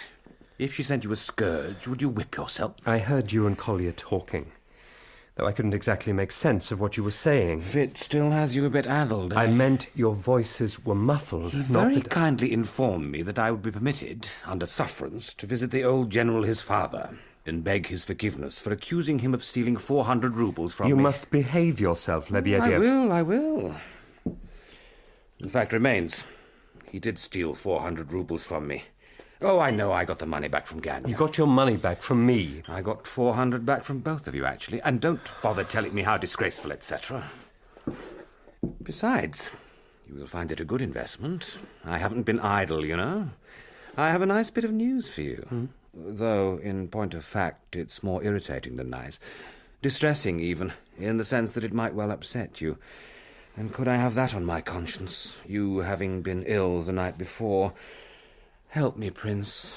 Should I talk or be silent? You will talk, because you cannot help yourself. But it's you that I wish to help. So, what did I do this morning? I, myself, went to Miss Aglaya. You did what? That has perked you up. I'm as good as a tonic. Yes, I went to see her. Why shouldn't I go and see her? I am a retired civil servant. Besides, I had written to her on a number of occasions, all returned unopened. What a perfect lady she is! But the note I sent her this morning at the crack of dawn, that was opened. She replied to that note. Can you guess what she wants from me? It is impossible to guess. You used to speak more kindly to me than that. Have we corrupted your good nature, dear man? So, I went to see her because... Of course, it wasn't for the pleasure of my company she agreed to see me. I thought she might appreciate a little inside information, a little news about you, but that wasn't it. She fixed me with a stern eye and ordered me to fix up an appointment between herself and a certain party. A female party. She wanted you to arrange a meeting with Nastasya. Between herself and Nastasya Philippovna, yes. Do you know, the other night I had the most interesting dream. I dreamt that I was being smothered by a wet rag. A wet rag was pushed into my mouth until I choked. I woke up choking, and guess who was murdering me? Rogozhin. Now, you're getting into the mood of things. Excellent. Miss Aglaya didn't like me. None of you fine young ladies and lovelorn gentlemen like me. I asked her in the most pleasant way if she'd decided once and for all to dump Ganya. Did you know she saw him the afternoon of the party? What a funny colour you've gone. Jealous? Oh, where was I? Oh, yes, asking her about Ganya. Miss Aglaya, I said, have you decided to have done with him forever, meaning Ganya? Have you, in short, decided to run after Miss Nastasya and pick up her leavings, meaning you, Prince? For a good 3 minutes she was absolutely silent. I was afraid she might have misunderstood me. But she understood me. She nearly hit me. Did you arrange the meeting? Indeed I did. How are they to meet? The where and the when are easy. This very afternoon, Miss Aglaya is to meet Miss Nastasya by the bandstand in the gardens. Parasols at 20 paces. No, it's all too serious to make jokes about, isn't it? And that, by the way, is the explanation of why Miss Aglaya instructed you to stay indoors today. She doesn't want you taking a walk in the park at the wrong moment. She doesn't want you blundering about and upsetting her plans. And what are her plans? We have the where and when, but the why? The why? Ah, that's a less decipherable matter. Why does she want to meet Nastasya? She doesn't know what she's doing. Unlike the rest of us, eh? No. What you need is someone on the spot to lurk in a bush and spy on the ladies and give you a full report back. And who is singularly equipped to undertake that odious task? Me, of course. I will do it. Yes. I'm leaving this house. Kolya will come and collect my things tomorrow or the next day. Do not follow me. Do not go into the park this afternoon. Have I offended you in some way?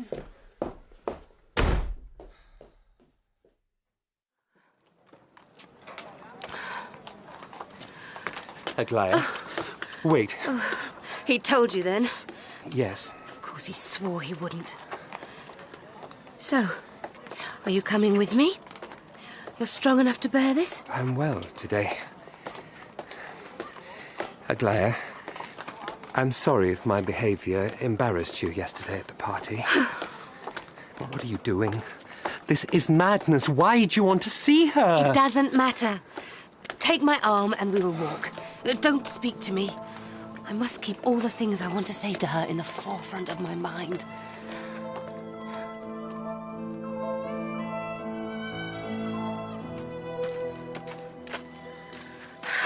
She's over there, by the lake. Yes, I see her. Let me look a little before I approach. Oh, she is dressed for this. It will be a battle then. Aglaya, let me take you home. That man on the bench, watching her walk up and down, is that Rogozhin? Yes. Aglaya, please be kind to her. Remember how she has suffered. She's easily irritated. She might say things that will wound you. Oh, she's seen us. I can't turn back now.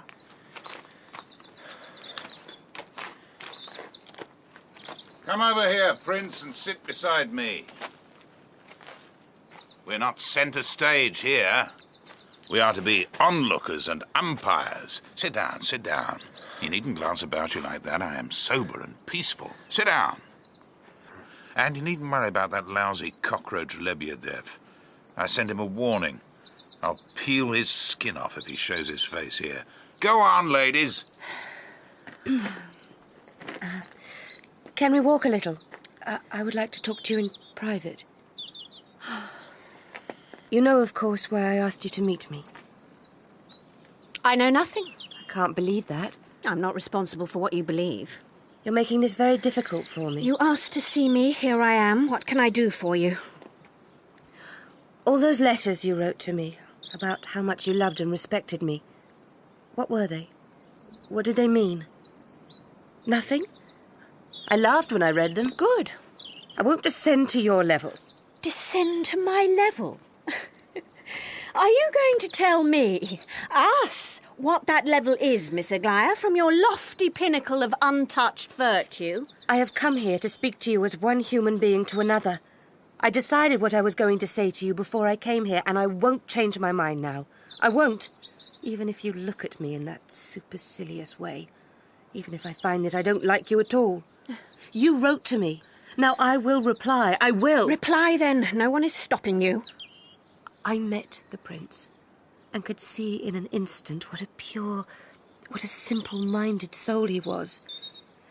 Then when I discovered that he had become, through pity, entangled in the affairs of a woman like yourself, I trembled for him. In his innocence, he offered to marry you. You ran away. It was all very dramatic. But somehow you could not let go of him. Does it please you to torture a man like him? It would have been forgivable if you had any feeling for him, but you are too selfish, too vain, too full of self-regard to feel anything for anyone else. It amounts to a mania, your self-love. You are a mad woman, and your letters to me prove it. You are in love with your dishonour. That is the passion that consumes you, body and soul. And above all, you want to flaunt it. What would you do without your dishonour? What would you be without your tragedy? An ordinary woman. I am an ordinary woman. I am not beautiful as you are. I am not racked with rage and self-loathing. What do you see when you look at the prince? Let me tell you what I see. I see the man that I love. Now you can laugh. Throw back your head and laugh at me. I'm not going to laugh, Miss Aglaya. I'm not even going to deny the truth of what you've said to me. My wounds I have exposed to the world. I could not keep silent. Neither should you. Speak. You know what I want to ask of you. Perhaps. But you must say it to me yourself. I want you to stop interfering in his life and in my life. Don't write to me again. Don't tell me that only my marriage to the prince will free you to become a respectable woman, that you'll marry Mr. Rogozhin if I marry the prince. I wrote you those letters because I was a fool. I took you for some kind of an angel. If the prince loved you, why, you must be something exceptional. Now I see exactly what you are, exactly what you want. You came here today for one reason. To see finally if the prince loves me more than he loves you. You're a woman eaten up with jealousy. Jealous of you? My God, you are absolutely mad. I will not blame you for this outburst. I will admit that at least I am very disappointed in you. I had thought you a much better person than this. It is strange, but I even thought you were prettier than I see you are today. Oh, a palpable hit that, eh? First real blood to my girl. But remember this. If he is yours because I permit it. If I were to say now, Rogozhin, you must leave. If I were then to say to the prince, remember your promise. What do you think would happen? I know what would happen. You know what would happen. I must beg you not to upset, not to humiliate her anymore. You're addressing those words to me, aren't you? She's so unhappy, so tortured. Please be merciful. Look how pale she is. Her lips are as white as her face. What are you saying? Are you so blind? So foolish? My God, your eyes are full of tears for her. Help me. Nastasya's going to faint. Go after her. You must go after her. What is he doing? He wants to cool your forehead. He's wetting his handkerchief in the lake. I used to have terrible headaches when I was a boy. I spent hours in the dark with wet rags over my forehead and face. There. She is gone. You have driven her from the field, yes. Why are you holding her hand, Prince? Because I won't let him go. I won't. I will hold on to him with all my weak strength. But I will let you go. You I will dismiss. Go away, Rogozhin. Your time is done. Go! I'll go now. But I am not easily defeated. Not for long. You will see me again. Of that you may be sure.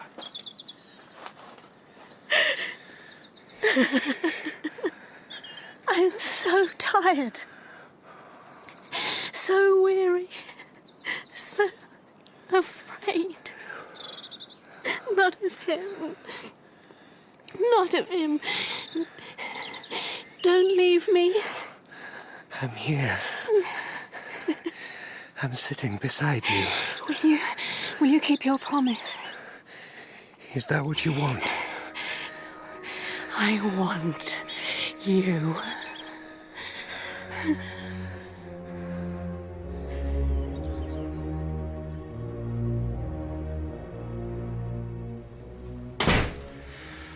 I'm sorry, sir. The answer's the same. What answer is that? Same answer as it was yesterday and the day before. They won't see you, sir. Not Mrs. Yepanchin on her own, nor the General, nor any of the young misses. I've been asked to say, sir, they would be obliged if you'd stop calling to the house every day. It does no good. It makes them feel that bit besieged. Are they well? Well, it's not my place to comment on their health or happiness, but if you want my opinion... Oh, I do. I'm very worried about Miss Aglaya. I think she has entirely misunderstood the situation. Not that I blame her. I think that I have handled matters very poorly. I know I have. The thought that I've wounded her is a torment to me. Is it true that you've agreed to marry that other one? Yes. You'd better go, sir, hadn't you? I say that as kindly as I can. Thank you. I'll be off then. Goodbye, sir. I'll call again tomorrow. Yes, I've no doubt you will, sir. Thought I heard voices in the hallway. You're like a ghost, Prince. Not just because you haunt the scene of your crime, but because you are really very horribly pale. You need a nice steak. Come on. I'll walk you to your hotel. Then you can buy me dinner. You're supposed to eat your food, not play with it, you know. Sorry. It's not me you have to apologise to. You have done well. One moment everybody loves you, everybody sings your praises, and now a positive plummet from grace. Wine? No? Sure? Well, I won't let it go to waste. Have you seen Aglaya? We'll talk about her later. I was very glad to hear that you have moved out of that man's house. Lebedev's. What a piece of poison he is. And hand in glove with Rogozhin. I could never understand how a man like you put up with him. Have you heard much from Rogozhin, by the way? I imagine he's a bit peeved at the moment. It's provocative, surely, to drive round the city in an open-topped carriage for all to see you. You and Nastasya cuddled up together. Nastasya likes carriages. She likes the fresh air. Yeah, I bet she does. Are you really going to marry her? Of course I am. There's no of course about it. I must marry her. I must. I think I hoped for a while that she and Rogozhin could comfort one another. Comfort one another? She suffers from an anguish that cannot be assuaged. Hardly a reason for marrying her, that. Sometimes I can hardly bear to look at her. Even to look at her seems a violation. I'm afraid of her. No, that's not right. You should be more simple-minded about your love affairs. All this high-flown sentiment is rather aggravating. You've dumped one girl and taken up with another. That's it. Tell the truth. It's Rogozhin you're afraid of rather than poor Nastasya. I'm afraid... Yes? I think that Nastasya is... mad. Mad? What? Actually mad? She is... I cannot put into words what she is. You love her? With all my soul. But what about the lovely Aglaya? Don't you love her? With all my heart. You have made an absolute mess of things. All of us suffer for your elevated notions. Let me tell you something. They are both real women, not disembodied spirits or representations of the divine. You are a schoolboy. Perhaps I am. Even Kolya will be ashamed to talk such nonsense. Oh, how is he? I wonder if Aglaya isn't a little crazed herself. I was seeing her this morning, you know, a social call. I hadn't intended to speak. Not so soon. Not while all this was still going on. You've hurt her pride, you know. Well, we were talking, and I heard myself say, to my own surprise, I heard myself ask her to marry me. What did she say? I'm not a spontaneous man. I'm a grimy calculator. Nevertheless, overcome, presumably, by emotion, I proposed. She got up and went over to the mantelpiece and lit a candle. She said she wanted me to hold my hand in the flame to prove how much I loved her. What a thing to ask me! One wants me to burn my money, the other to burn myself. And did you? Did you put your hand in the flame? There are no bandages on my hand, are there? But you see how your nonsensical way of carrying on has infected her. Let's change the subject. You asked about Kolya. Yes. He refuses to leave our house at the moment. God, it's taking a long time for that old man to die. Weeks and weeks. By the time it comes, it will be a relief to everyone, him included. When I go, I hope I just get struck down by something. Here and gone in an instant. What do you think, Prince? What? Can I order another bottle of wine? I'm asking because you're paying.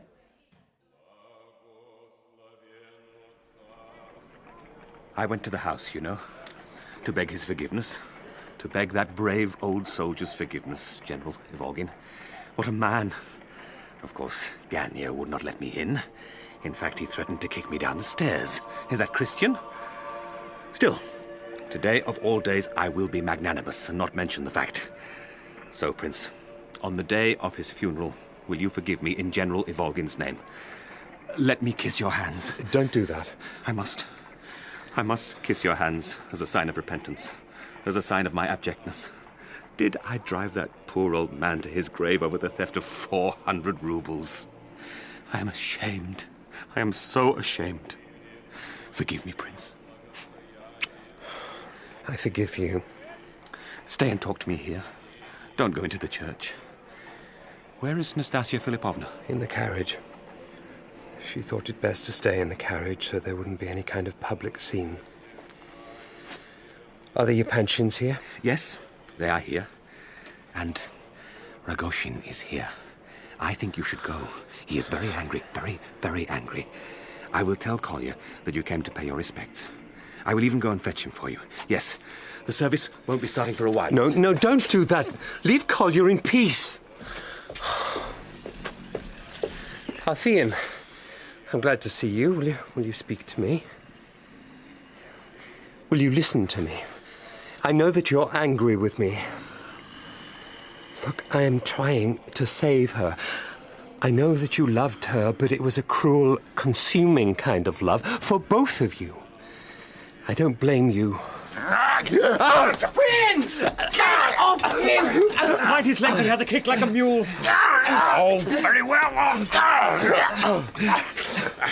At my father's funeral! You are an animal! An animal! If we let you up, will you go? Don't let him up! Will you go without making more of a scene? I'll go. We will meet again, Prince. I hope so. Don't hope. Fear it! I had better go after him and try to calm him down, hadn't I? Let's go. You're welcome to him. He'll just come up with another vile plot. Why do you even talk to him? Your father was a good man. I'm very sorry that he is dead. I feel very sad for you and your family. Kolya, I'd better go. Nastasya is waiting for me in the carriage. I look at you, Prince, and I can't imagine what you feel. Do you love either of them? These poor women. I even feel sorry for Aglaya now. She is freezing and shrinking, getting crusts of armor to protect her from the world. What have you made of her? I think you feel nothing.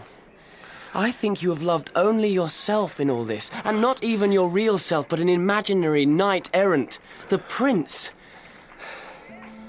When is the wedding to be? Soon. We need an end to this story.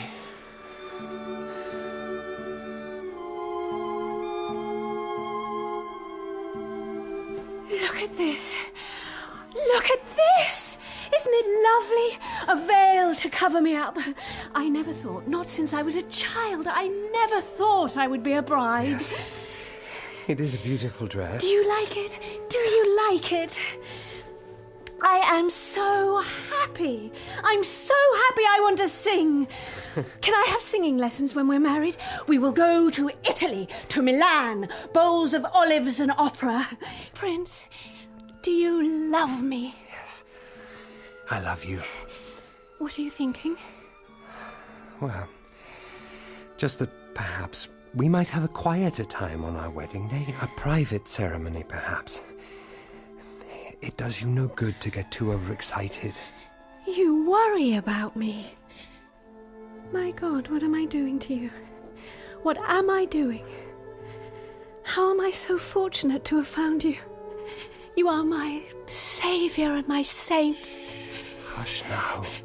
I will marry in the biggest church in Petersburg.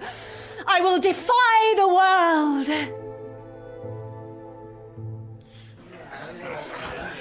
Which one of them is she marrying? The white-faced one. Poor sod looks terrified. Come on, Prince.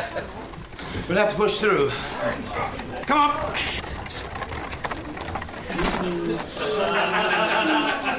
And here she is. On time, the eager bride. The spotless, pure and virgin bride. Oh, this is appalling. It certainly is. She looks as though she wishes she had thunderbolts in her hands to blast them all to hell. Wave to her. My men will get her through, never fear. Here's Rogozhin. Move back! Move back! Move back! He's a whip in his hand! Nastasya! I am here! Get away from her, you rabble! What kind of man are you, Prince? Not to protect her from this. I'm coming, my love! What will we do now, Prince? I can give my chaps a signal and they'll bundle him off. No. Nastasya! Hey, come away! What shall I do? What shall I do? You belong to me. Body and heart. You belong to me. Nastasya! Forgive me, Prince. I believed. For a moment, I could... Now, Rogozhin, for the love of God, take me from this. Take me away. Now! I will save you. She's going to him. What will we do now? What are you going to do? Stand here and watch? Yes. That's what you're going to do. It's incredible. She's jilting you, man.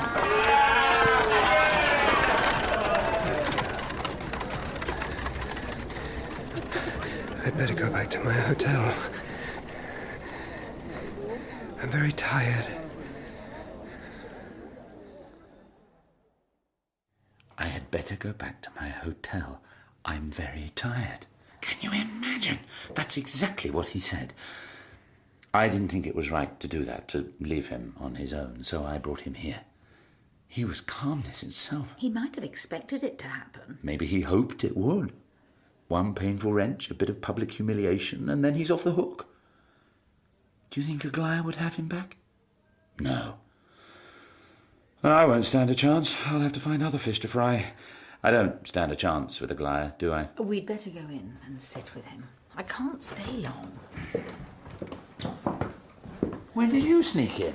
I don't know why you bother whispering in the corridor. We could hear every word you were saying. Feeling better? I'm perfectly well. And do you want me to find out if they're still in the city? I could go and ask at the train station. I'll do that. There's no point in staying here.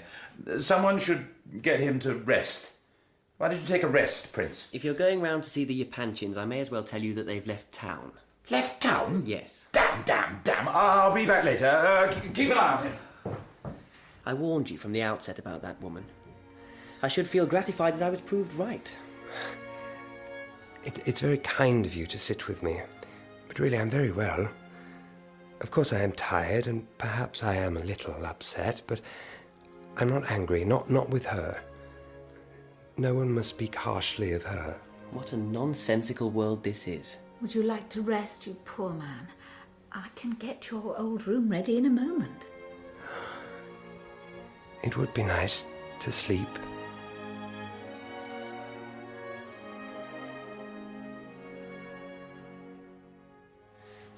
I keep trying to steel my heart against him. I say to myself, it is inexcusable to be that trusting, that innocent. And not only is it inexcusable, it is downright dangerous. What has he achieved since he came back to Russia? Did you see the way he sat there so quietly and patiently, not in the least agitated? I don't know what to do, fall at his feet or slap him, slap some sense into him. And over women of all things. Do you think all this will break his heart? Quite. What's the matter? What? What did you hear? Knock on his door. Prince? Prince?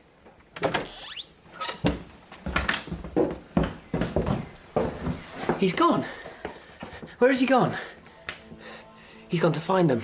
To find her, hasn't he? No, he's probably just gone back to his hotel. Let's not always assume the worst.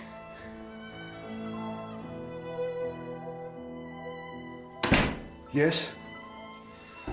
I've come to see There's nobody home. Tell Mr. Rogozhin that Prince Myshkin is here. There's nobody home. Did he come back here this afternoon? Well, can you at least tell me that? I can tell you that he's not at home. That's all I can tell you. Was Nastasya Philippovna with him? Was there a woman with him? I'm only allowed to say the one sentence, sir. You can ask what you like, you'll get the same reply. You can ask me the way to Siberia or the price of apples in Naples, and I'll say only the one thing. Why? There's nobody home. I'm going upstairs. Will you stop me? Just nod or shake your head. Don't say your sentence again.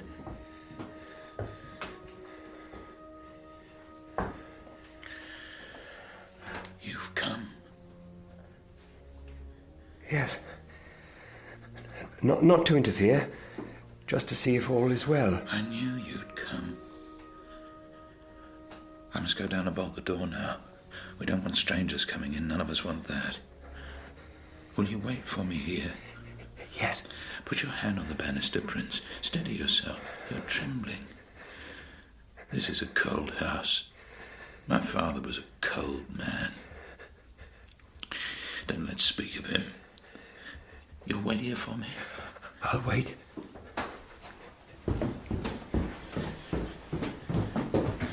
You can leave now. Thank you, sir. Thank you. Get out of my house.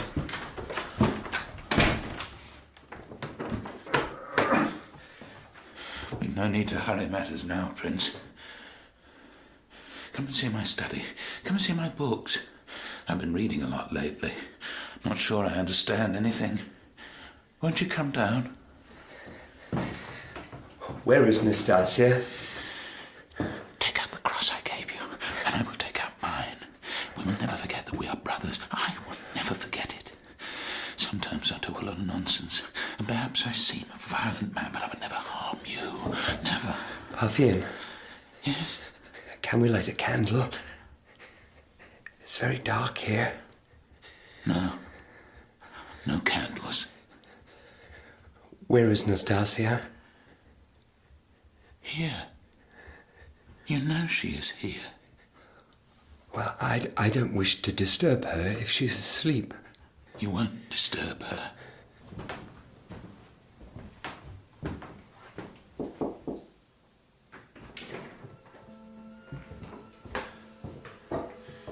Here is the prince to see you, my love. Come in, Prince. There is nothing to see that will offend your modesty. You've never been in a woman's bedroom before, have you? No. Come in.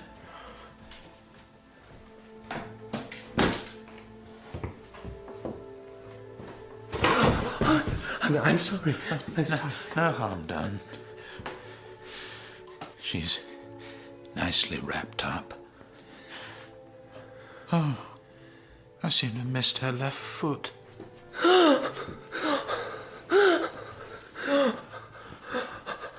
What lovely feet she has. Strong like a dancer. I won't give her up. But I must think practically. Luckily, there's a lot of disinfectant in the house. I've poured it all around the room. That's my greatest fear. The smell. In a day or two, it will stink in here. I could order flowers, of course, to cover her up, but I don't want her covered up. I want to look at her. She's the most beautiful thing in the world. Oh, no. You can't have a fit.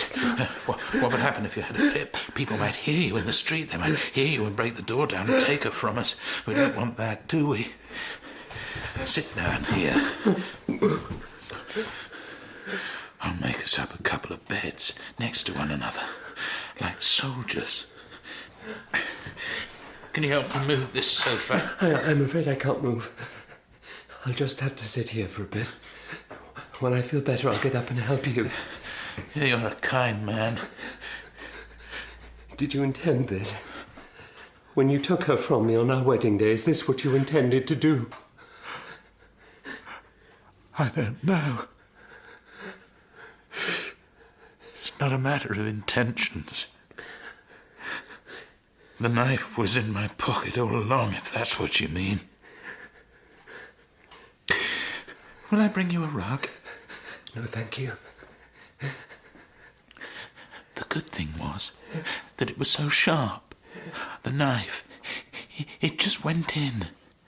And you know, there was hardly any blood. A teaspoonful or two. I must have hit her right through the heart. Merciful, that, for everyone. Would you like to play cards? We could play cards for a while. We used to play cards. I'm not sure that I will be able to sleep just yet. I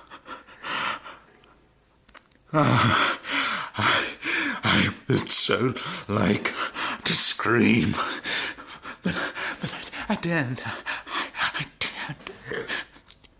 Did you hear a noise, Prince? Prince, you have to speak to me.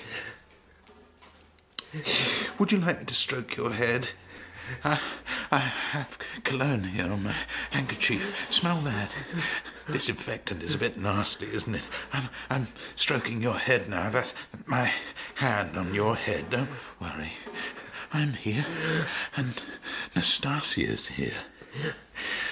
When the dawn comes, the room will have light in it, and we will see again how lovely, how precious she is.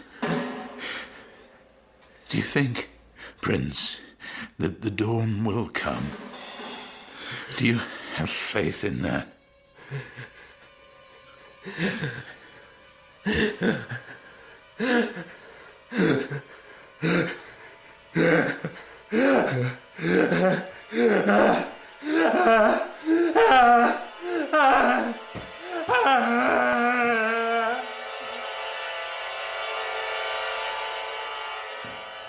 You!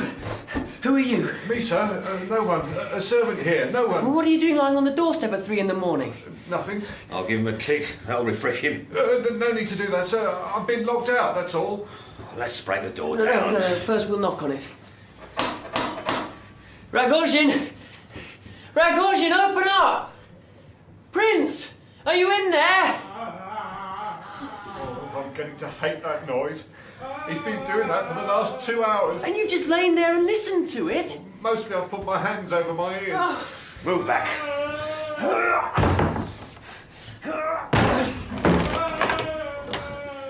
What kind of a scream is that? The prince is an epileptic. But can't you break the door down any quicker?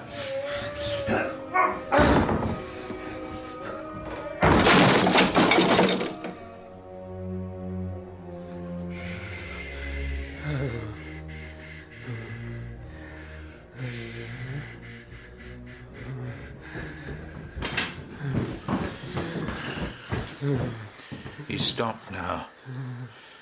I keep thinking it's over and then it starts again. He was making a terrible noise. I tried to stifle it a bit, you know, with a cushion, but then he couldn't breathe. That's better. A little light. You're Rogozhin, I assume. It's me, Kolya. Can you open your eyes, Prince? And her in the bed? Oh, someone open the window, it stinks in here. She's dead, I take it. I've seen her go past in her carriage many a time. What a waste. So, which one of you is responsible? It was me. Keep the boy away from her. Oh, my God. Knife wound. Nice and neat. Right. Get up, Rogozhin. I can't leave her. I can't leave him. He's ill. Prince, can you hear me? Turn your head and look at me. I have your hand in mine. Can you squeeze it? Prince! For God's sake, rouse yourself! So what was his involvement in all this? He had none. Prince! I can't get through to him. What will happen now? Siberia for this one and the asylum for the other. That's my opinion. You asked me. He came too late to help me, or to help her. But I will never blame him for that. Prince!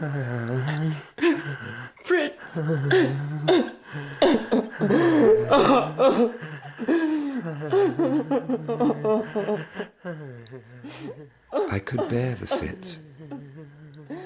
I could bear with them very easily. It's just that I am afraid that one day I will not get back into my body. Not properly. It's like having a great fire in one's mind, or in one's brain, rather.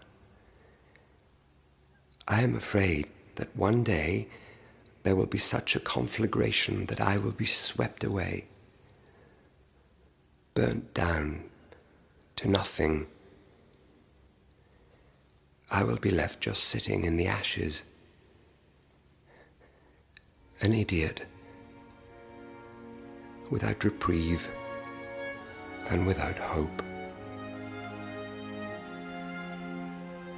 That is my fear.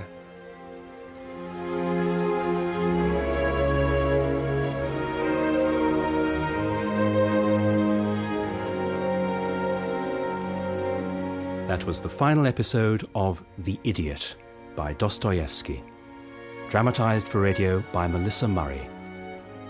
Prince Myshkin was played by Paul Rhys, Rogozhin by Roger Allam, Ganya by Alex Jennings, Nastasya by Lia Williams, General Yepanchin by David Swift, and Lebedev by Gerard McDermott.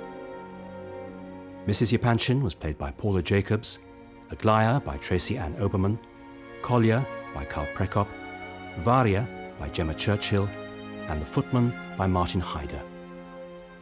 The Idiot was directed by Cherry Cookson.